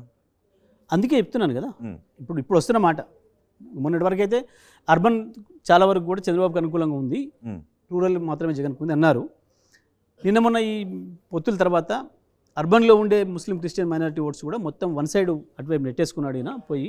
దానివల్ల జగన్కి లాభం జరిగింది, జగన్ వచ్చే అవకాశం ఉంది అనే మాట మాత్రం నా ఫ్రెండ్స్, అక్కడి నుంచి నా ఫ్రెండ్స్ మాట్లాడుతున్నారు. జగదీష్ రెడ్డి గారు, మొన్న ఎన్నికల ముందు చంద్రబాబు నాయుడు అరెస్ట్ విషయంలో టీఆర్ఎస్ నాయకులు వెళ్ళి ఆంధ్రప్రదేశ్లో ధర్నాలు చేసుకోండి అనేటువంటి వ్యాఖ్యలు చేశారు. ఆ ప్రభావం మీ ఎన్నికలపైన చూపించిందా? చంద్రబాబు అభిమానులు కొంత వ్యతిరేకించి ఉండొచ్చు, అది జరిగిందేమో. అది ప్రత్యక్షంగా కనపడదు మనకు. కానీ ఎందుకంటే చంద్రబాబు పూర్తిగా కాంగ్రెస్ సహకరించిండు అనేది వాస్తవం. ఎందుకంటే రేవంత్ రెడ్డి ముఖ్యమంత్రి కాగానే తెలుగుదేశం జెండాలు తీసుకొని గాంధీ భవన్ పోయినారు. తెలుగుదేశం జెండాలు గాంధీ భవన్ ముందట కనిపించినాయి మనకు. ఆ తర్వాత వాళ్ళ మంత్రే స్వయంగా పోయి మా కాంగ్రెస్ కార్యకర్తల కంటే టీడీపీ కార్యకర్తలు ఎక్కువ పనిచేసినారు మా కొరకనే మాట ఆయన బహిరంగంగా చెప్పినాడు వాళ్ళ ఖమ్మం జిల్లా సంబంధించిన మంత్రి. అంటే చంద్రబాబు రేవంత్కు పూర్తిగా మద్దతున్నాడు. అటు బీజేపీ కూడా మాట్లాడింది ఈయన ఆయనకు. చంద్రబాబుకి మోడీ, రేవంత్కు మోడీకి మధ్యన చంద్రబాబే మొత్తం కూడా వ్యవహారం నడుపుతున్నాడు అనే మాటను కూడా తీసుకొచ్చినారు బయటికి. అది కూడా వచ్చింది. అది వాస్తవం అయ్యే అవకాశం కూడా ఉంది. ఎందుకంటే ఇవాళ షర్మిల మనం కూడా చంద్రబాబే మాట్లాడి తీసుకుపోయి అక్కడ ప్లాన్ చేసినాడు మళ్ళీ అనే మాట కూడా వినపడతా ఉంది మనకు. ఇటువంటి అన్ని చేయడంలో చంద్రబాబు సిద్ధహస్తుడు, అందులో సందేహం ఏం లేదు, అనుమానించాల్సిన అక్కరేం లేదు. మోడీ రాకముందు ఈ దేశంలో చంద్రబాబు నాయుడే పెద్ద నాయకుడు అనేది ఉండే. పాపం మోడీ వచ్చి మరిపిస్తున్నాడు, అది వేరే విషయం. ఒకరిని మించి ఒకరు. ఏపీ రాజకీయాల మీద ఉంటుందా షర్మిల ప్రభావం? ఏమో షర్మిల ప్రభావం ఏపీ రాజకీయాల మీద ఏమన్నా ఈ తెలంగాణలో ఏముంది, గాడ కూడా అంతే ఉండొచ్చు పెద్దగా, అంతకన్నా పెద్దగా ఉండే అవకాశం కనబడతలేదు. రైట్. ఇంతకు ముందు మీరు బీఆర్ఎస్ని విస్తరించే దిశగా టీఆర్ఎస్ని బీఆర్ఎస్గా మార్చింది. అందుకు ఆంధ్రప్రదేశ్లో కూడా ఒక శాఖను ఓపెన్ చేశారు. ఆ తర్వాత మహారాష్ట్రలో కూడా విస్తరణ దిశగా వెళ్ళారు. ఇప్పుడు ఏమైంది? ఇప్పుడు ఇతర రాష్ట్రాల్లో విస్తరణ దిశగా చేసే ప్రయత్నాలు చేస్తాం, మళ్ళీ కూడా చేస్తాం, నిలబడతాం, అందులో ఏం లేదు. తెలంగాణలో పూర్వవైభవం వస్తుంది, దేశవ్యాప్తంగా కూడా పోతాం, అందులో సందేహం లేదు. ఒక మేమేనే కాదు, ఇప్పుడు మీకు జాతీయ పార్టీలు అనుకున్న కమ్యూనిస్ట్ పార్టీలు ప్రాంతీయ పార్టీల స్థాయికి వచ్చినాయి. ఫార్వర్డ్ బ్లాక్ పార్టీలు లాంటి పార్టీలు కూడా మళ్ళీ తగ్గిపోయినాయి. ఒకప్పుడు బీఎస్పీ లాంటి పార్టీలు కూడా పక్క రాష్ట్రాలు కూడా ప్రభావం చూపినాయి, కొంత తగ్గినాయి. బీజేపీ పార్టీ మనం చూడంగా 2 సీట్లతో ఉన్న బీజేపీ పార్టీ ఇక్కడ దానికి వచ్చింది. 420 సీట్ల కాంగ్రెస్ పార్టీ 40 సీట్లకు కూడా పోయింది. కాబట్టి రాజకీయాలలో ఏ పార్టీ ఎప్పుడు ఎట్లా వస్తుంది అనే దానికి ఇది ఇట్లనే ఉంటుంది అని చెప్పడానికి వీలు లేదు. పడిపోయిన లేచిన సందర్భాలు చాలా ఉన్నాయి. మేము కూడా మళ్ళీ తిరిగి వస్తాం. తప్పకుండా బీఆర్ఎస్ పార్టీని దేశవ్యాప్తంగా కూడా చేస్తాం. మళ్ళీ రాష్ట్ర రాజకీయాలతో పాటు దేశ రాజకీయాల్లో కూడా ప్రభావితమైన పాత్రను కేసీఆర్ గారు పోషించబోతారు. రైట్. వచ్చే పార్లమెంట్ ఎన్నికల్లో ఎన్ని సీట్లు గెలుస్తామని అనుకుంటున్నారు? 16 మేమే ముందంజలు ఉంటాం, అందులో సందేహం లేదు. కొన్ని చోట్ల కాంగ్రెస్తో పోటీ ఉంది, కొన్ని చోట్ల బీజేపీతో పోటీ ఉంది. కానీ కామన్గా ఉన్న వాళ్ళం మీరు ముక్కడమే కాబట్టి 16 పోటీలు ఉంటాం. టెక్నికల్గా కొన్ని చోట్ల గెలుపు రావచ్చు, కొన్ని చోట్ల పరాజయం జరగవచ్చు. ఎస్. Final question. ఇప్పటికే కవిత అరెస్ట్ అయ్యారు. తెలంగాణలో కూడా కొన్ని విచారణలు పూర్తయిన తర్వాత మరికొన్ని అరెస్టులు జరిగే అవకాశం ఉంటుంది అనే సంకేతాలు ఇస్తూ ఉన్నారు. సో ఒకవేళ రేవంత్ సర్కార్ వచ్చి బిగుస్తూ ఉంటే బీఆర్ఎస్ నేతలు ఏమన్నా ఉక్కిరి బిక్కిరి అవుతారా? ఆ కేసు నుంచి బయట రాజకీయాల్లో సహజమైన విషయం, పెద్ద దానికి భయపడేది ఉంది. జరిగే అవకాశం ఉంది అరెస్టులు, మరికొన్ని అరెస్టులు బీఆర్ఎస్ నేతలు. ఇప్పుడు ప్రభుత్వాలను కూడా చేసేస్తే ఉన్నాయి, మనకు కనబడుతున్నాయి ఫాల్స్ కేసులు పెట్టి. ఇప్పుడు ఈ కేసు కూడా, కవితమ్మ కేసు కూడా, బీజేపీ ఎంపీ ఒకడు ఢిల్లీలో ప్రకటించిన తర్వాత 6 నెలలకు మొదలైంది కవితమ్మ మీద విచారణ. మీరు గమనించండి, ఉంటే మీ దగ్గర కూడా దొరుకుతాయి బయటలు. హర్షవర్ధన సంథింగ్ ఒక ఎంపీ పేరు. ఆయన ప్రకటించిన తర్వాత కవిత కూడా ఈడీ కిందకి వస్తుంది, కవిత మీద కూడా రైడ్ చేయబోతాం, కవితను కూడా అరెస్ట్ చేస్తామన్నమాట ముందు ప్రకటించినవాడు బీజేపీ నాయకుడు, బీజేపీ ఎంపీ. ఆ తర్వాతనే ఇది మొదలైంది. అంటే మనకు కుక్కను, మనం సాదుకున్న కుక్కని ఎవరైనా బయట నుంచి వ్యక్తి వస్తున్నప్పుడో పోతున్నప్పుడో నువ్వు దానికి ఉసుగొలిపితే అది బహుబోమంటుంది, లేదంటే కామ్గా ఉంటుంది. ఆ రకంగా బీజేపీ మొత్తం కేంద్ర ప్రభుత్వ సంస్థలన్నింటి కూడా, చట్టబద్ధ సంస్థల్ని మొత్తం కూడా తనకు కావాల్సిన పద్ధతిలో వాడుకుంటూ, వాళ్ళు ఎవరి మీద విమర్శ చేస్తే, వాళ్ళు ఎవరి వైపు వేలు చూపిస్తే వాళ్ళ నోటీసులు ఇచ్చుడు, వాళ్ళు లొంగితే సరే, లేకపోతే అరెస్టులు, కోమటిరెడ్డి బ్రదర్స్ కేసులు పెట్టుడు, ఇవన్నీ కూడా చేసింది అనేది దుర్మార్గంగా 10 ఏళ్లలో చూసినాం మనం. ప్రభుత్వాన్ని గులగొట్టింది, ప్రభుత్వాన్ని మార్చింది, ఇతర పార్టీల నాయకులు తీసుకొచ్చుకొని తన దాంట్లో చేర్చుకొని మళ్ళీ పెద్ద నాయకులు చేసింది. అదే బిశ్వా మీద ఏమైందండి? వాళ్ళు ముఖ్యమంత్రి ఎట్లా చేసిండ్రు? కాంగ్రెస్ పార్లమెంట్ సభ్యుడిగా ఉన్ననాడు నోటీసులు ఇచ్చిన ఈడీ ఏమైంది? వాళ్ళు ఎందుకు పోయింది? ఎట్లా చేస్తుంది? బీజేపీలో రాగానే ఎట్లా పవిత్రమైపోతారు మనుషులు? ఎన్ని వందల మంది. ఇక ఆంధ్రప్రదేశ్లో సుజనా చౌదరి ఏంటి, ఆడ రమేష్ ఎవరు, ఏం జరిగింది ఇవాళ కనబడుతుంది మన కళ్ళ ముందు. ఓకే. అదే కోమటిరెడ్డి బ్రదర్స్ అంటున్నారు జగదీష్ రెడ్డి కూడా జైలుకి వెళ్ళటం ఖాయమని. అలాంటి ప్రయత్నాలు ఏమైనా చేస్తున్నారు అనే సంకేతాలు మీకు ఏమైనా వస్తున్నాయి? అలాంటి కదలికలు ఏమైనా కనిపిస్తున్నాయి? జగదీష్ రెడ్డిని ముట్టుకోవడం ఏమంతుని కాదు, ఏమైనా అయ్యుతుని కూడా కాదు, అందులో సందేహం లేదు.